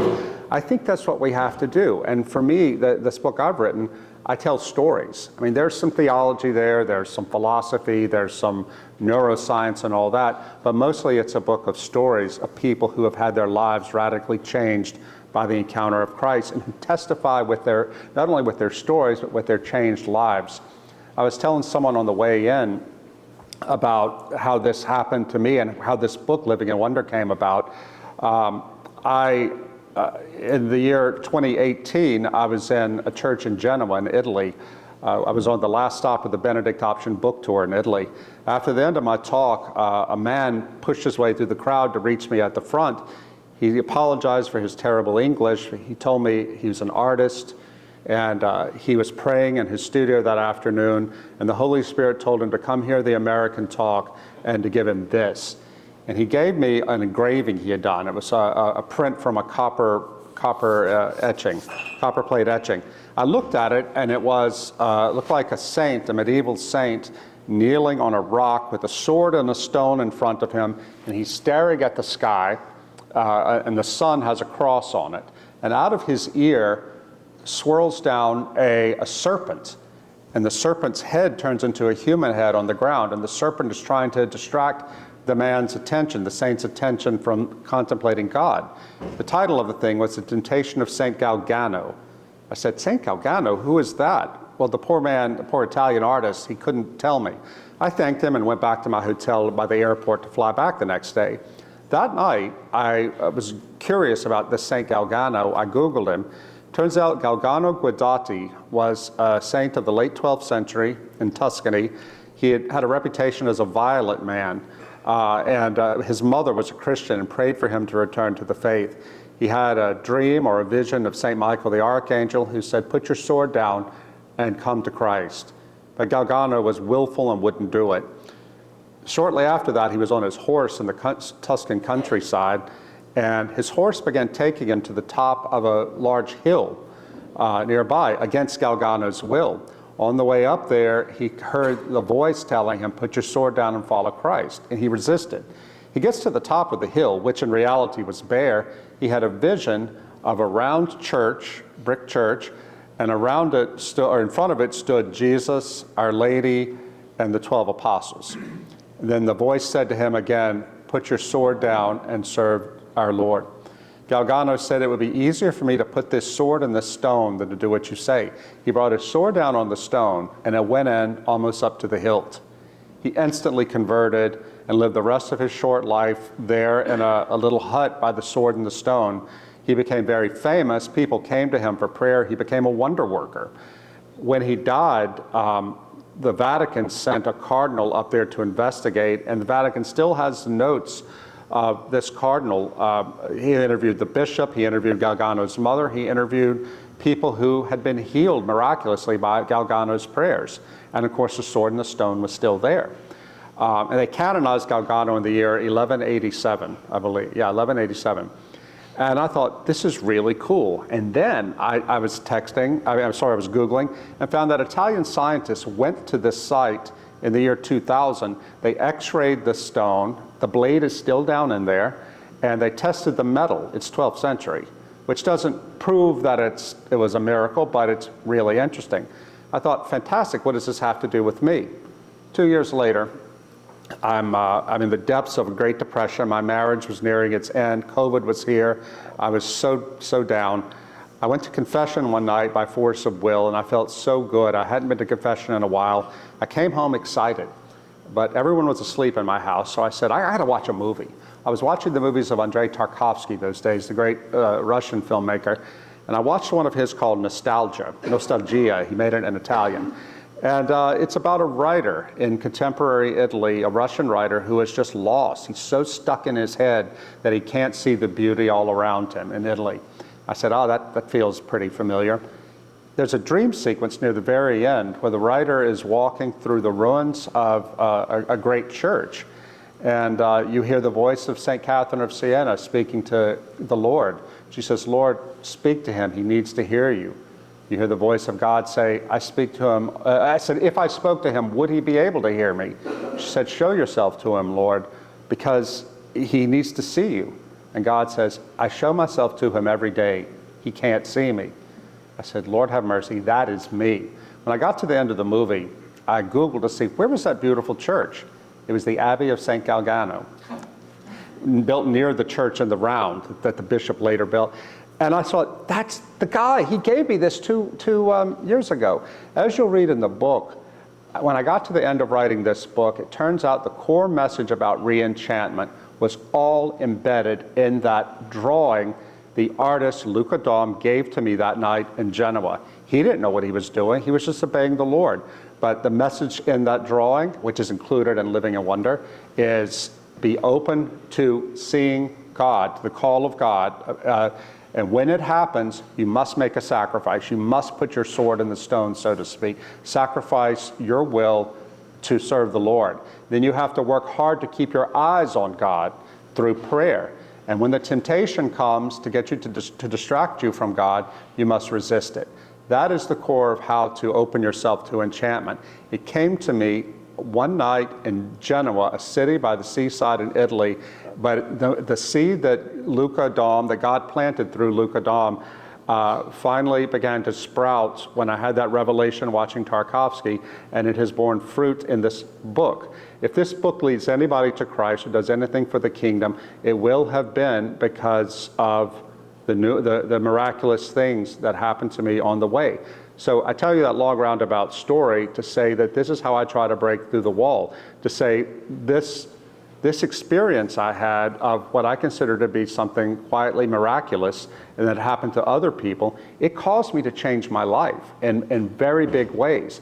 And this is how it works. Look to the testimony of people whose lives have been changed, either through the art they create or the good that they do, the way they praise God, the way they repent, as Paul was talking about. That will break the wall.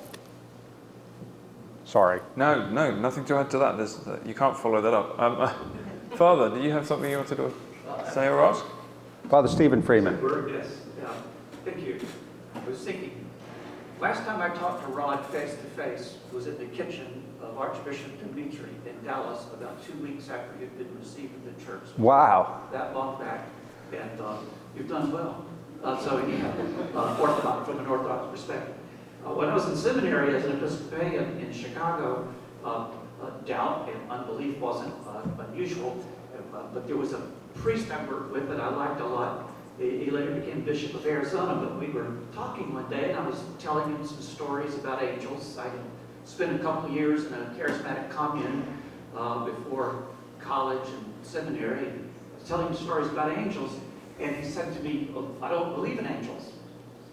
That was not unusual, but I said, why? And he said, well, I can't think of anything an angel can do that the Holy Spirit couldn't do without him. And I'm just thinking, so heaven works on like an efficiency principle? The machine. You know, I can do it myself. I don't need you, so no angels. And so anyway, on Wednesday nights, we had this wonderful little prayer group in this little Anglican mission on the north side of Chicago. And I just was a bad boy. And so we're sitting in this prayer group that night, and I said to this just group of laity sitting around with us, said, Father Bob doesn't believe in angels. And he tried to explain himself. And anyway, little by little, this was a bold group, they began sharing stories. And they were stories that they'd never told. One of them was a little 80-year-old woman who talked about standing at her daughter's bedside as her daughter was dying, and an angel appearing, and and the comfort and the meaning of it like that. And it was just one story like that after another. And to his good credit, when that evening ended, he believed in angels. In fact, he believed in them so much he would stop me in the hallway, surrounded by other very tasteful English-style Anglicans who, the only sin is bad taste, or showing emotions. He would put his hand on my shoulder and make me sing in harmony with him, "O Come Angel Band," and come in around me stand. It's a great old gospel hymn while everyone stared at us. And so this is just being a fool for Jesus, which I've done for years. But over the years later, I would tell angel stories or things like that, angel stories. A lot of people were just open to angels because they're kind of non-denominational. And so anyway, I would tell angel stories, and inevitably, after a talk, people would come up to me and say, always would begin it, "You're not going to believe this." Father Bob would always say, "Yes, I will." But anyway, "You're not going to believe this," and would tell me an angel story. And I discovered that all of these very nice, white-collared, educated Episcopalians who wouldn't admit anything to one another were quietly admitting to me these experiences they had. And I was convinced that actually, despite modernity going on, we're all secretly medievals. Because this stuff is real and it's going on. I spent 2 years in the mountains of East Tennessee as a hospice chaplain I'm going to say this too. Some of this stuff we're talking about is a strictly bourgeois problem. Okay? It's because you're sedate middle class that this is an issue. In the mountains of East Tennessee, this is not a problem. Of course, modernity isn't there either. But just being there with people dying and perfect. There were even Southern Baptists there. There were Pentecostals and missionary Baptists, primitive Baptists. Profound experiences. And of course, people who work in hospice, nurses and all, are constantly aware that the departed appear to them. Family members talk to them. I mean, it's so common that if you work in hospice, you're just sort of trained to expect it and not try to dismiss it because it's just normal. It's happening. My brother told me the other day that my dad had appeared to him. And I first thought, I didn't tell him, but was that maybe my brother's not got long. But, you know, these things are there and they're happening. My question that I would like you to hear, when I did my book, Everywhere Present, a lot of what I was trying to talk about was this breaking the wall and how we experience that. And this is in my life as Orthodox. I keep coming up and I still have to battle with a hardness of heart in which you just forget the angels, the presence, the reality, and you just kind of fall into this kind of secular mind of materialism. And that, you know, and I've got taken to where I pray each morning. I do my walk and out in an arboretum locally, and just leaning into it like some Irishman, you know, to try to pray and meet together with that and to see God in nature. It works, it helps. But just anything, either of you say, either if that is ever an issue for you, but what do you do personally? You said pray, yes, but I have so many people as a confessor who would admit when they pray, there's a wall. Yeah. They pray and it's sterile. They pray, they want that, they read that, they hunger for that, but finding it, they struggle. And so, any suggestions from either of you? I mean, does that, you've got such a wonderful story, Paul, but do you have secular days? Well, I was actually hoping you were going to solve this problem for me, Father. That's your job. I was going to ask you afterwards what I should do about this. I do want to say that Father Stephen is an inspiration to me. I was quite excited to meet him yesterday because I don't want to embarrass him, but he is one of the reasons I became Orthodox. And he has a blog and a podcast which you should listen to. But they're just, for me, there's a kind of very simple wisdom in there. And the answer is, yeah, that's the big problem all the time. And the more I talk about it on stages, the worse it gets, right? So this is the trouble for me. This is the curse. I am struck all the time by how Jesus always says, you have to be like a child if you want to come into the kingdom of heaven, right?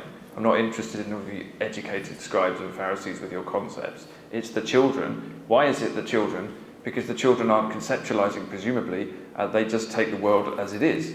I mean, my children spent their whole lives, I mean, they're teenagers now, so they've grown out of it as well, unfortunately. It seems to me that you're a child and everything that you can touch everything you can see is there. My children used to speak to the fairies that lived in the trees. My daughter used to have conversations with the trees. She knew them all by name.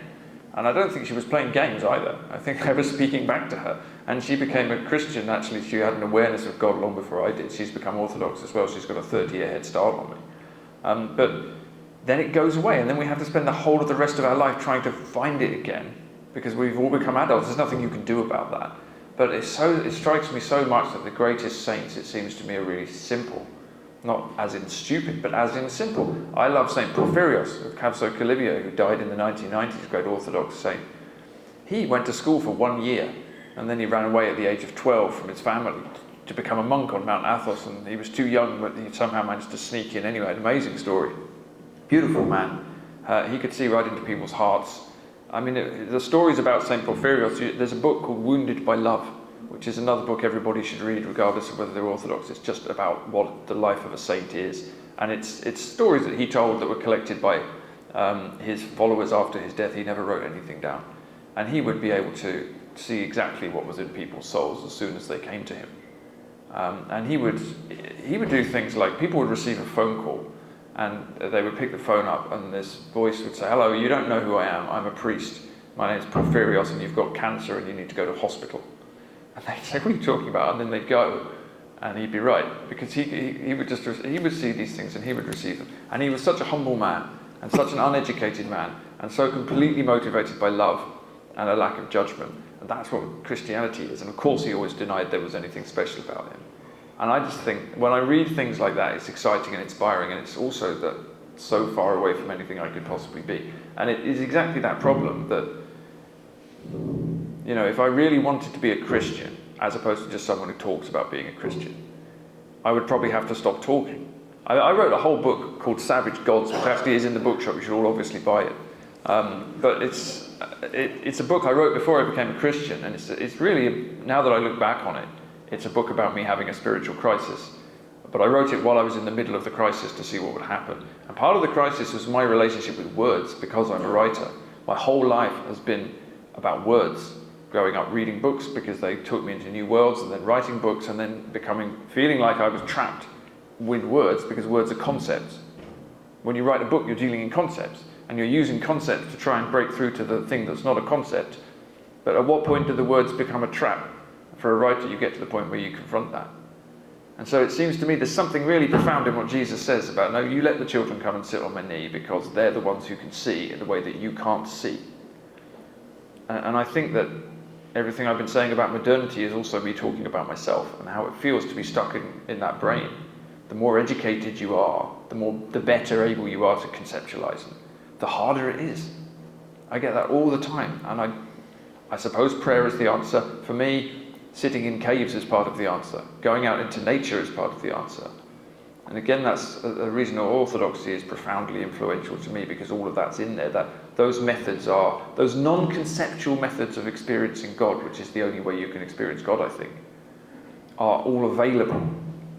And I'm someone who will instantly fall into conceptualizing and arguing and theorizing if somebody doesn't hit me around the head with an incense burner or something, or an icon, ideally. So yeah, it's a constant struggle. I don't really know what the answer is to it, other than probably giving everything up and never reading a book and living in a cave for 7 years. But I think this must be why this happens. So I don't know, maybe Rod's got a thought of his own. Yeah, well, I think that for most of us normies, we have to pull ourselves out of this despair when it happens to us, and it's a normal part of the Christian life. We have to accept that. There will be times when the faith ebbs and flows. But what gets me through those times when they come, when prayer seems ineffectual, I don't believe it really is ineffectual, but when it can seem that way, is hearing stories like this, is reading stories from the lives of the saints, reading contemporary stories of angels and visitations and miracles, and knowing that this is happening to somebody else. Maybe not me, not now, but it's happening to somebody else. There's a great movie by the director Terrence Malick called To the Wonder. Came out, I don't know, 13, 14 years ago, and it's about this very thing. In the film, there are two storylines that intersect. And one, Ben Affleck and some actress, they play a man and a woman who fall in love in Paris at Mont Saint-Michel, the great island monastery, which is called in French, The Wonder. They fall in love there. They're just all full of enchantment for each other. They move to America, and then their love falls apart because they've not grounded it in any sacrificial commitment. They don't get married. Their love falls apart. The second storyline is by a Catholic priest, played by Javier Bardem, who lives there in that Oklahoma town. He fell in love with God so profoundly, he gave his life to being a priest. He made that commitment. But he's been living in a spiritual desert for many years. He wants God to come back so badly, to have that palpable feeling of the Lord's presence, but it's not there. And yet, what does he do? Because he made that commitment, he continues to say Mass, hear confessions, pray for people, visit the sick, visit the prisoners, and wait on the Lord in that way.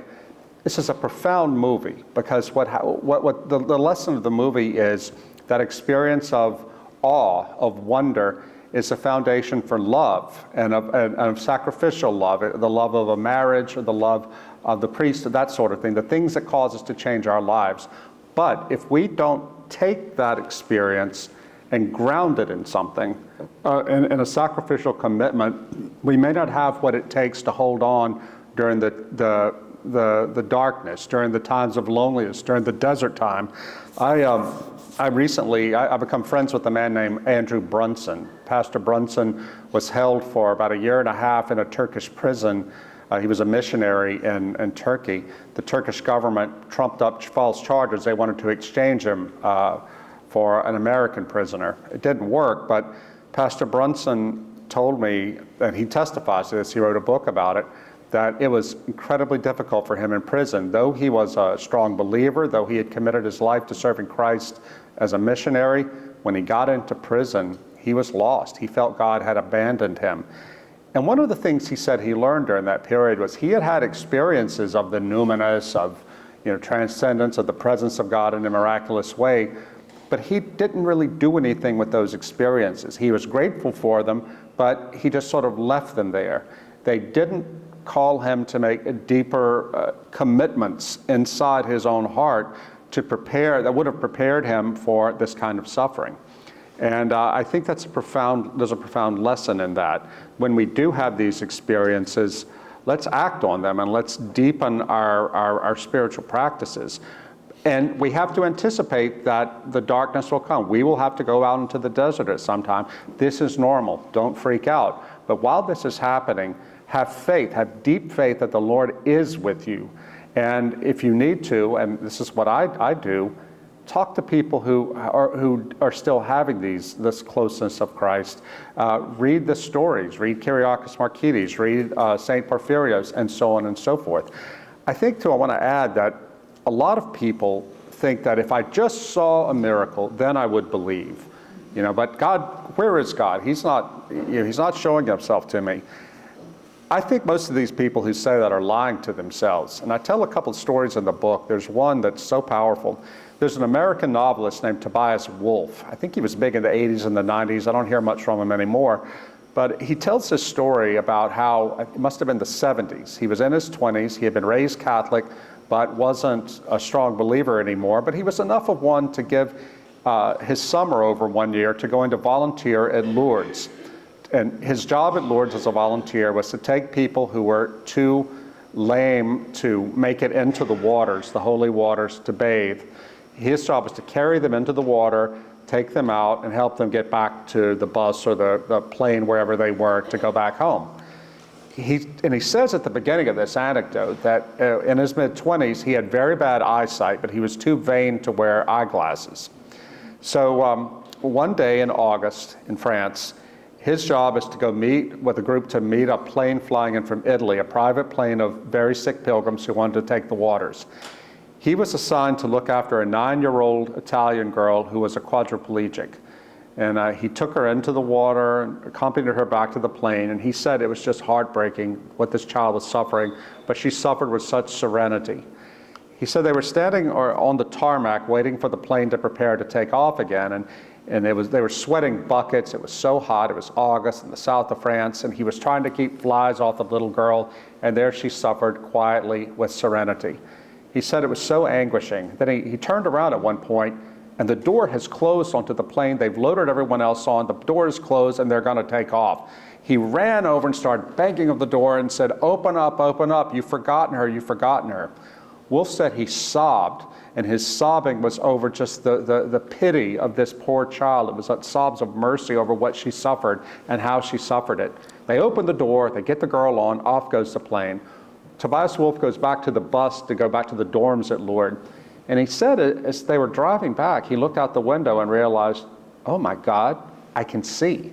His vision had been perfectly healed by the tears he shed for that little girl.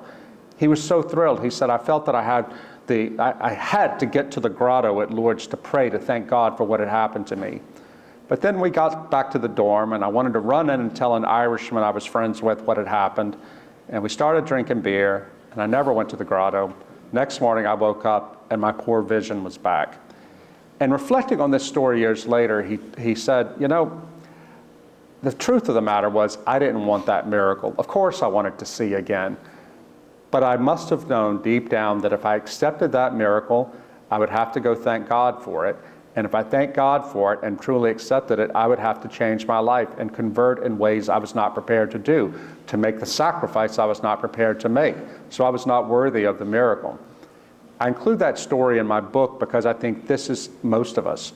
We want the experience of the numinous. We want God to feel close to us, but we're not prepared to make sacrifices. It's why I stayed away from Christ for so long, even though I wanted to believe. I wanted to make a deal with God where I did not have to put my personal sword in the rock, that I could have God, but on my terms. It doesn't work that way. Now, I'm telling you that knowing full well that there are men and women, Christians, and I've been this man myself, who are willing to do anything, make a sacrifice. Lord, what do you want from me? Let me feel your presence again. Let me see your face. And there's been nothing but silence. But I do also have faith that he comes back. He will come back. What I have to do, what all of us have to do during those periods of dryness, is to keep the door open, to keep looking at the sky and waiting for the comet to go past, for the Lord to tell us he's returned. Somebody else have a question? I don't know who's got the mic. Oh, Father.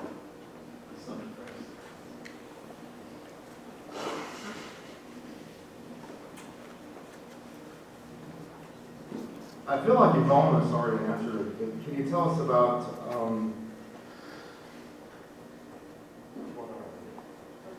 pilgrimage? Can you talk about pilgrimage? You've talked about being in caves, and so I feel that there's something important about pilgrimage that I'm not quite grasping. It's interesting for me. I feel like going on an actual pilgrimage is something I really need to do. The pilgrimage tradition throughout Christianity has always usually been to take a long walk over a long period of time and end up in a shrine where you can pray to a saint. But the walk itself is part of the process, I think. And I just think that again, that's another thing that we're missing. Here's something interesting. Pilgrimage is certainly where I come from in Britain and Ireland, are starting to take off again, but in quite a secularized form. They're not necessarily Christian. The sort of the idea that you could be a pilgrim without necessarily being Christian is becoming quite fashionable. But again, it speaks to that need that people have to do something that is in some way religious or sacred, but they don't really want to commit to anything, which may or may not be a first step towards something. But there's something about using your body to walk, and that's a form of sacrifice, to walk towards a sacred place, which is embedded in the landscape, which is a form of Christianity, again, that gets us out of our head, I think. Gets us out into nature, gets us out into meeting people, to finding people who speak to us, that we tell us things that we may need to hear.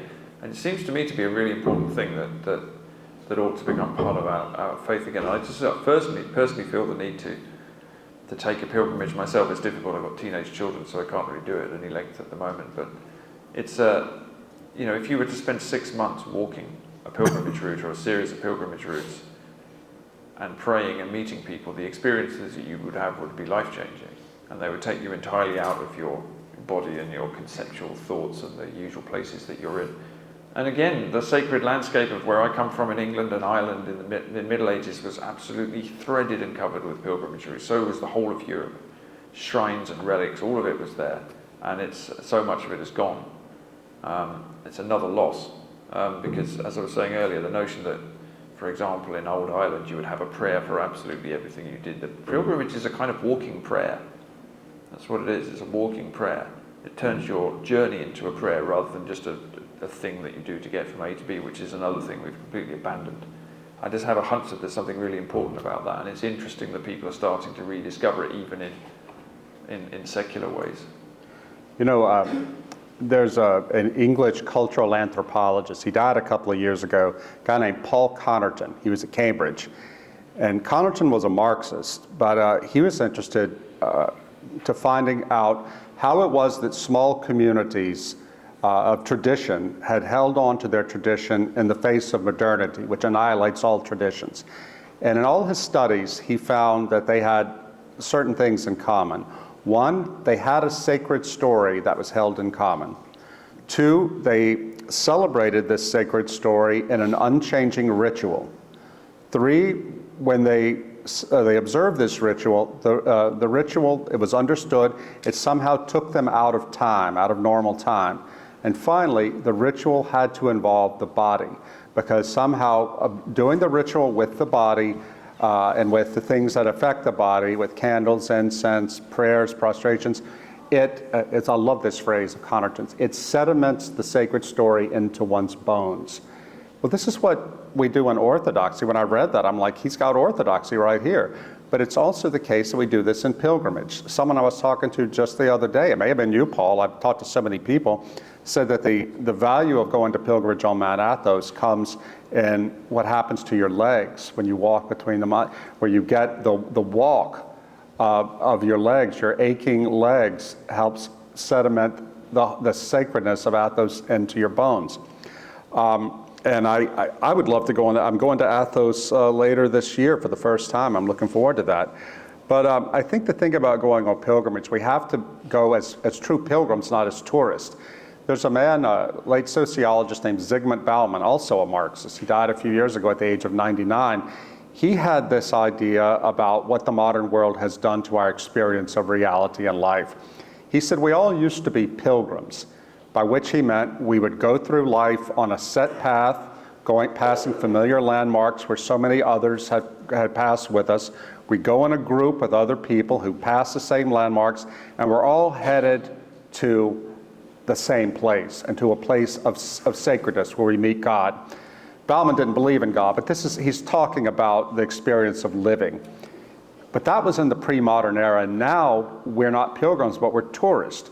We don't feel that there's any necessary path to go on. We can go all by ourselves, we pick our own itinerary, we can flit here, flit there, with no particular meaning to it. This is the sort of person, the tourist, that St. Benedict in his rule called the worst kind of monk, the gyrovague, who flits from monastery to monastery, taking what he can and moving on when he gets bored. But this, said Zygmunt Bauman, is how we all live today. We need to get back to trying to be pilgrims, not tourists. I've never gone on a proper pilgrimage, but I do talk about this in the book, about what turned out to have been a pilgrimage unintentionally. The day I was going to Jerusalem for Holy Week in 2022, not only as an Orthodox worshiper, but as someone researching my book on wonder. The day before I left, the day before Palm Sunday, I got an email. I was in Budapest on a fellowship. I got an email from my wife saying she had filed for divorce the day before. We had never talked about divorce, so it came as a real shock. When I got off the plane on that Sunday, on Palm Sunday in Jerusalem, I dropped my bags in my hotel in the Old City. I went straight to the Church of the Holy Sepulchre, up to the chapel built over Golgotha, went flat on my face and said, Lord, have mercy. I spent that week deeply in prayer. I was so broken. And as it turns out, didn't know what I was anticipating, but it became a pilgrimage. The Lord introduced me to so many people who changed my life. There was a woman on Good Friday at my hotel in the Old City. I came out to go walk around the city, go to services, and there was this Palestinian woman, a chambermaid, vacuuming in the hallway, and I smiled at her, she smiled at me. I said, I love the cross around your neck. She took it off and said, it's yours, and I've still got it right here. And I burst into tears. And she stood back. I said, I'm so sorry, I don't mean to upset you, but I've just had the worst week of my life. My wife filed for divorce, and my life is in chaos now. And you showed me mercy on Good Friday, and I want to thank you for it. You touched my heart. She said, well, my name is Angela. People call me their angel. They tell me their stories, and I put them in my heart, and that's where they stay. So, well, Angela, thank you. You've really lifted me today. And that touched me so much. The next night, I was getting ready to go to midnight liturgy, the Easter liturgy. And oh, by the way, I won't even get into this, but I went to the Holy Fire ceremony. It's real. I put my hand through the fire slowly, time after time. I felt nothing. And that boosted me. That told me that God is a God of wonder. He is here with us, that things are going to be okay for me. That night, I got ready to go to the to the midnight liturgy, and I got lost in the holy city. If you've been to Jerusalem, you know the old city, it's just a rabbit warren. I got lost, and I went down a dark street, and I said, this has to be a dead end. And I said, Lord, send me an angel to help me find my way to the church. Ha ha, I was laughing. Turn around, go back to the lighted street. Who comes around the corner but Angela, the chambermaid, with a man who she introduces me as her brother. And I said, Angela. She goes, Rod. She said, how are you? I said, I'm great, thanks to you. No, thanks God, thanks God. I asked her where the church was. She said, take a right here, then take the next right, you'll be there. And I was. I had to smile, like the Lord did send me an angel in the person of this Palestinian chambermaid named Angela. I left Jerusalem to a life that I didn't know what was going to happen next, but because what had been just a vacation, with a sacred purpose, turned into a pilgrimage. The last morning I was there, it was bright Monday.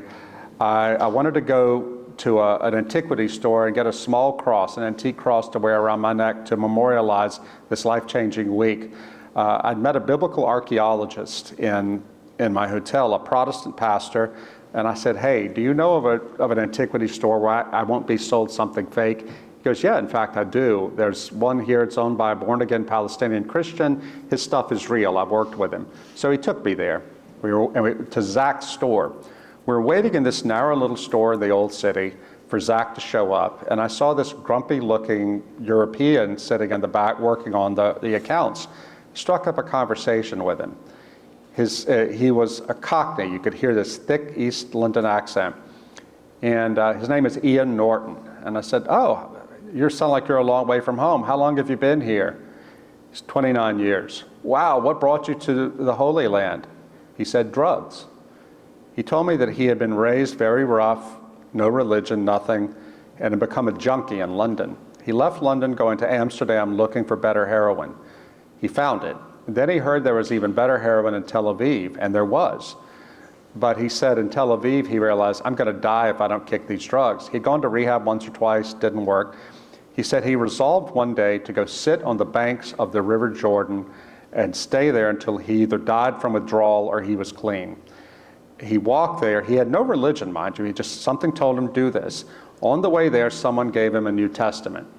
And he sat on the banks of the Jordan, he told me, and he started reading the Bible. As he felt the chills of withdrawal coming over him, he noticed he was reading at the part where Jesus was baptized in the Jordan. And he noticed across the river on the Jordanian side, a small cloud was forming at the ground level. It began to move across the water towards him, and it grew thicker and thicker as it crossed the river. Suddenly it was up on him. He was inside the cloud. He said, I could taste it. And he said, inside that cloud was the purest love I had ever experienced. I didn't even know it was possible to experience that. I was caught up in it. I knew that I was loved and I was worth something. I didn't know how long it was lasting, but when the cloud dissipated, 4 days had passed. His withdrawal symptoms had gone away. He was clean and he was free. He staggered back to Jerusalem, begged on the street. He had nothing. A pastor said, come to our mission, brother. We'll feed you. We'll give you a place to sleep. We'll take care of you. And he accepted Christ there, was baptized. That was 29 years ago. And there he sat in front of me. I was just awestruck. And he said, yeah, this is a thin place. You come here, things happen. So I tell that story in the book too, because this is what happens. This was the capstone of my pilgrimage, a pilgrimage that gave me, I went back into the world, to this world of uncertainty, of pain, of the dissolution of my family and all of my dreams of family. But I knew that I was not alone. God was with me, because in this 1 week, Holy Week in Jerusalem, I had these experiences. But you got to be open to them. You can't have a pilgrimage by just sitting on your couch and wanting it to happen. You've got to go out into the world, and go out into the world with a clear heart, an open mind, and open eyes. Thank you. I'm going to be the unpopular one and say this is going to be the last question. Thank you both. I've been reading both of you for years. Rod, I've been reading you for like over 10 years at this point, since you were on your blogging path. And as a matter of fact, you were the one who introduced me to Kingsnorth. And I think that your story, short story, The Basilisk, one I have recommended to people again and again and again as a good way to kind of understand, try to get into this notion of enchantment. Now, I was going to ask a really nerdy question with regards to the space alien stuff, but I think another question has arisen that might be more apropos here. So, you have both shown a real ability to kind of look around the corner, to kind of maybe be a little bit prophetic, see kind of where we're going.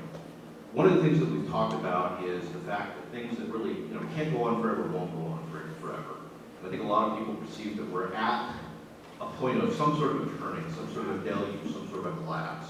And kind of thinking in terms of some of the things you talked about last night, Paul, it seems like you can look at it either in terms of a collapse, like what Babel faced, which in some traditions was sort of a wind from heaven that came down and destroyed that tower, or maybe the pre-flood kind of moment when a deluge came. Because as you said, we're not in the world of the pagans, we're in something that's deeper than that. So, do either of you have a sense, which kind of collapse are we facing? Is it a Babel collapse? Is it a deluge collapse? Is it a combination of the two? And thinking in terms of your last book around the Benedict option, how do we build an ark if the answer is in fact both things at the same time?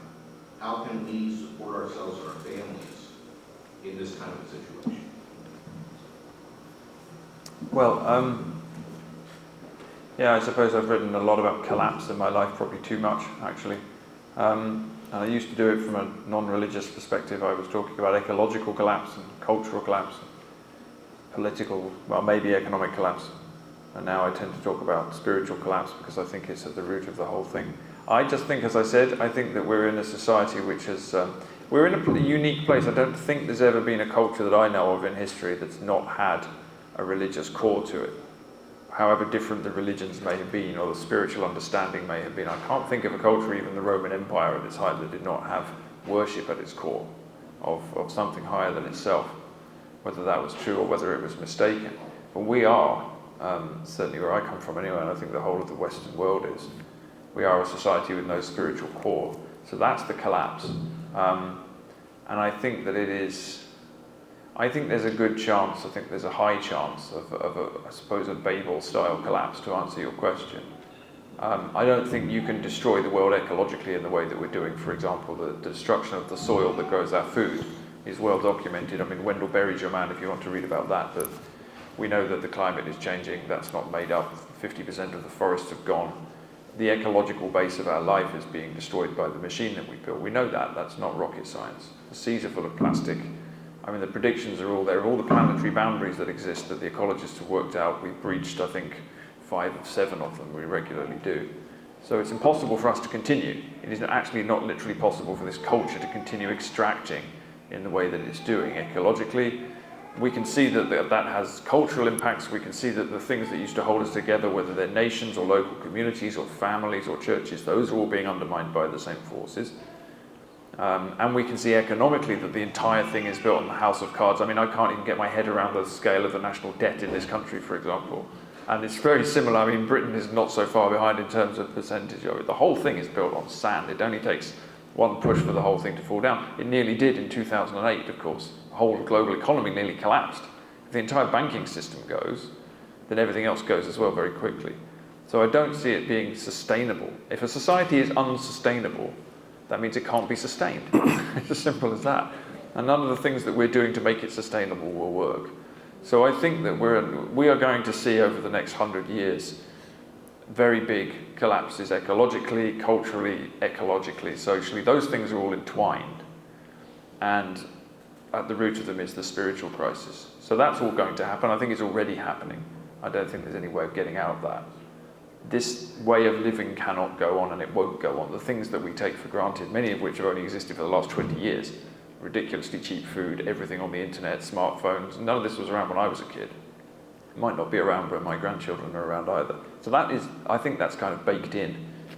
And the response to that, well, Rod's written an entire book on this, so he can tell you more than me, but my hunch is that precisely a form of spiritual and cultural prepping, if you like, is what we need to do. Now, I know there is a form of prepping in this country where you get a basement, fill it full of guns and beans, and then wait for the second coming. I'm not talking about that. That may or may not be a good idea. But they're kind of being able to fend for yourself, and I don't just mean you as an individual or even as a family, I mean just as a culture, as a church, as a community, whatever it is going to be the thing that gets people through. The technology that will get people through any collapse is not a particular type of weapon or a canning machine or whatever, though those may or may not be useful. It's community. That's the thing that will get people through. Actually, people being together and helping each other in the way that they used to. So I think that there's an inevitable collapse already happening. I think it's, in a strange way, a kind of opportunity to actually get back to the fundamentals of things. You know, the things that we've always done that are easy to do. We talked about some of that last night as well, the things that are necessary, whether it's great books or remembering how to eat together or have conversations or grow food, all the stuff that can still happen and will come back. That stuff will all come back really quickly because we've built a society that makes us completely dependent on just buying junk from shops because it's cheap and affordable. It won't be for very long, and as soon as it isn't, we'll very quickly remember how to keep hens and grow food in the back garden and do all of the stuff that we used to do. That can come back quite quickly, so I think that will happen. I think generally speaking, in a culture like this one, we're not going to do anything until we're pushed. You know, there are some people who will do it now, but a lot of people are not going to do it until it comes on them, because people don't really believe or understand that the thing could fall down. But I would say that's where we're looking at a sort of Babel collapse, but paradoxically that might not be all bad. Yeah, I think we're going to face a material collapse. As Paul said, we're already living through the deluge. It's called liquid modernity. That's a phrase of Zygmunt Bauman's, where he says that in modern times there is nothing stable. All the borders are erased as if there had been a great flood. We can't see the mile markers to tell us which way to go. And we are living through that now. I think that one of the worst things we can do, though, is to try to convince ourselves that things aren't that bad. When the Benedict option came out in 2017, a lot of people, Christians, said, oh, Dreher's being alarmist. And and he's saying head for the hills, which I don't say. There's no escape from this. There's no geographical cure. We have to go through it. But I think the reason they denied or they rejected the book without reading it is because they were afraid. They were trying to cling so desperately to their sense of normality so they wouldn't have to change their lives. I get it. It's hard. It's hard for me, but I think this is where we are. We are in a point where we are like the collapse of the Western Roman Empire. And St. Benedict and the early monastics in the West the Benedictine order came out of that, not because they were trying to save Rome or make Rome great again, but because they just wanted to know, how can we live for Christ and live in community, in an ordered, stable community amid all this chaos and violence. We have done this before as a church. We can do it again, and we have to do it again. But the way to do it is to begin by not trying to cling desperately to an order that has failed and will fail. When I went to France to promote the Benedict option in 2018, everyone I talked to was Catholic, and it was so fascinating to see how people reacted to it. I was 51 then. The Catholics who were my age or older, they really had a big problem with the book. They didn't want it. They disliked it. They wanted to argue about it. Those who were, say, 40 and under, no problem at all with it. They were grateful for it. And those in the 40 and 50 were in the middle. I finally figured it out. Those Catholics who were my age and older, they were just so desperate to believe that Christianity was still relevant to France today, that if we just tweak the message this way or that way, then we'll be accepted again. They'll accept us as part of society and we can prosper. The younger French Catholics, they had no such expectation. They knew it was over for formal Christianity in that country. All they wanted to know how to do is, how can we live as faithful Christians in community in this world? And that's why they turned to the Benedict option. The Benedict option is not a formula to say, do this, this, this, and this, and you'll be saved. I say in there that it's going to look different for all of us, whatever our particular Christian tradition is, where we live, what are the circumstances of our life. But the thing it has in common is we have to realize that to survive what's here now and what's coming, we have to return much more deeply to spiritual disciplines, to the Bible, to liturgy, to living in community and fellowship and serving God, and stick with it and be willing to suffer for the faith if it comes to that. We have to also experiment, because nobody has any particular, very few people have experience today, the Amish are one exception, the Bruderhof, others, but very few people have experience living this way. But we're going to have to learn how to do it, or we're going to be lost in the deluge. Father Cassian Folsom, the founding abbot or prior of the monastery in Norcia, the Catholic monastery there, St. Benedict's hometown, when I went to visit him in 2015 to tell him about my Benedict option idea before the book came out, he said, everything you say makes sense to me. And in fact, I would tell you that any Christian family, whatever your church tradition, any Christian family who's not willing and able to do some version of this, they're not going to make it through what's to come. It was clear to him back in 2015. It's clear to way many more people, ordinary Christians of all denominations today. And I think this calls on us to be what Pope Benedict called a creative minority. Accept the fact that we are minorities here. Don't freak out in it. But the more we try to hold on to control, to pretend that we live, that we're just one election away from restoring Christendom, ain't gonna work. You know, we gotta let go to that and cast ourselves on the water in total faith and walk across the water as St. Peter did, with our eyes on Christ, not looking to the ground to see the serpent, but keeping our eyes on God as St. Galgano did.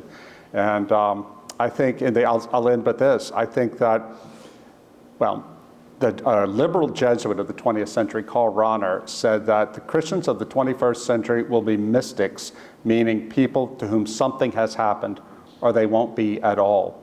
I think I now understand exactly what he meant. We have to throw ourselves deeply into the radical, mystical heart of the faith that is there, the faith of the risen Lord, of miracles, of healings, of fighting demons, of giving testimony to this wild Christ that we follow, and resurrecting what Paul and Martin call bush Christianity. Bush Christianity is what is going to survive when the whole world becomes a jungle. Paul, thank you very much for joining me today, and thank you all for having us here. Thank you, Father Gregory. Thank you very much. Thank you to Father Stephen Freeman and Frederica Matthews Green. And thanks to Father Stephen and Frederica Matthews Green, and thanks to Warren Farhar from coming all the way from Wichita. Please go and get your credit card out, prepare for it to be melted, because you will not find a better selection of Christian books unless you actually visit 8 Day Books in Wichita. And don't forget to support Tactical Faith, tacticalfaith.com, who made all of this possible and will keep bringing more and more great Christian speakers to Birmingham to challenge and inspire. God bless you all.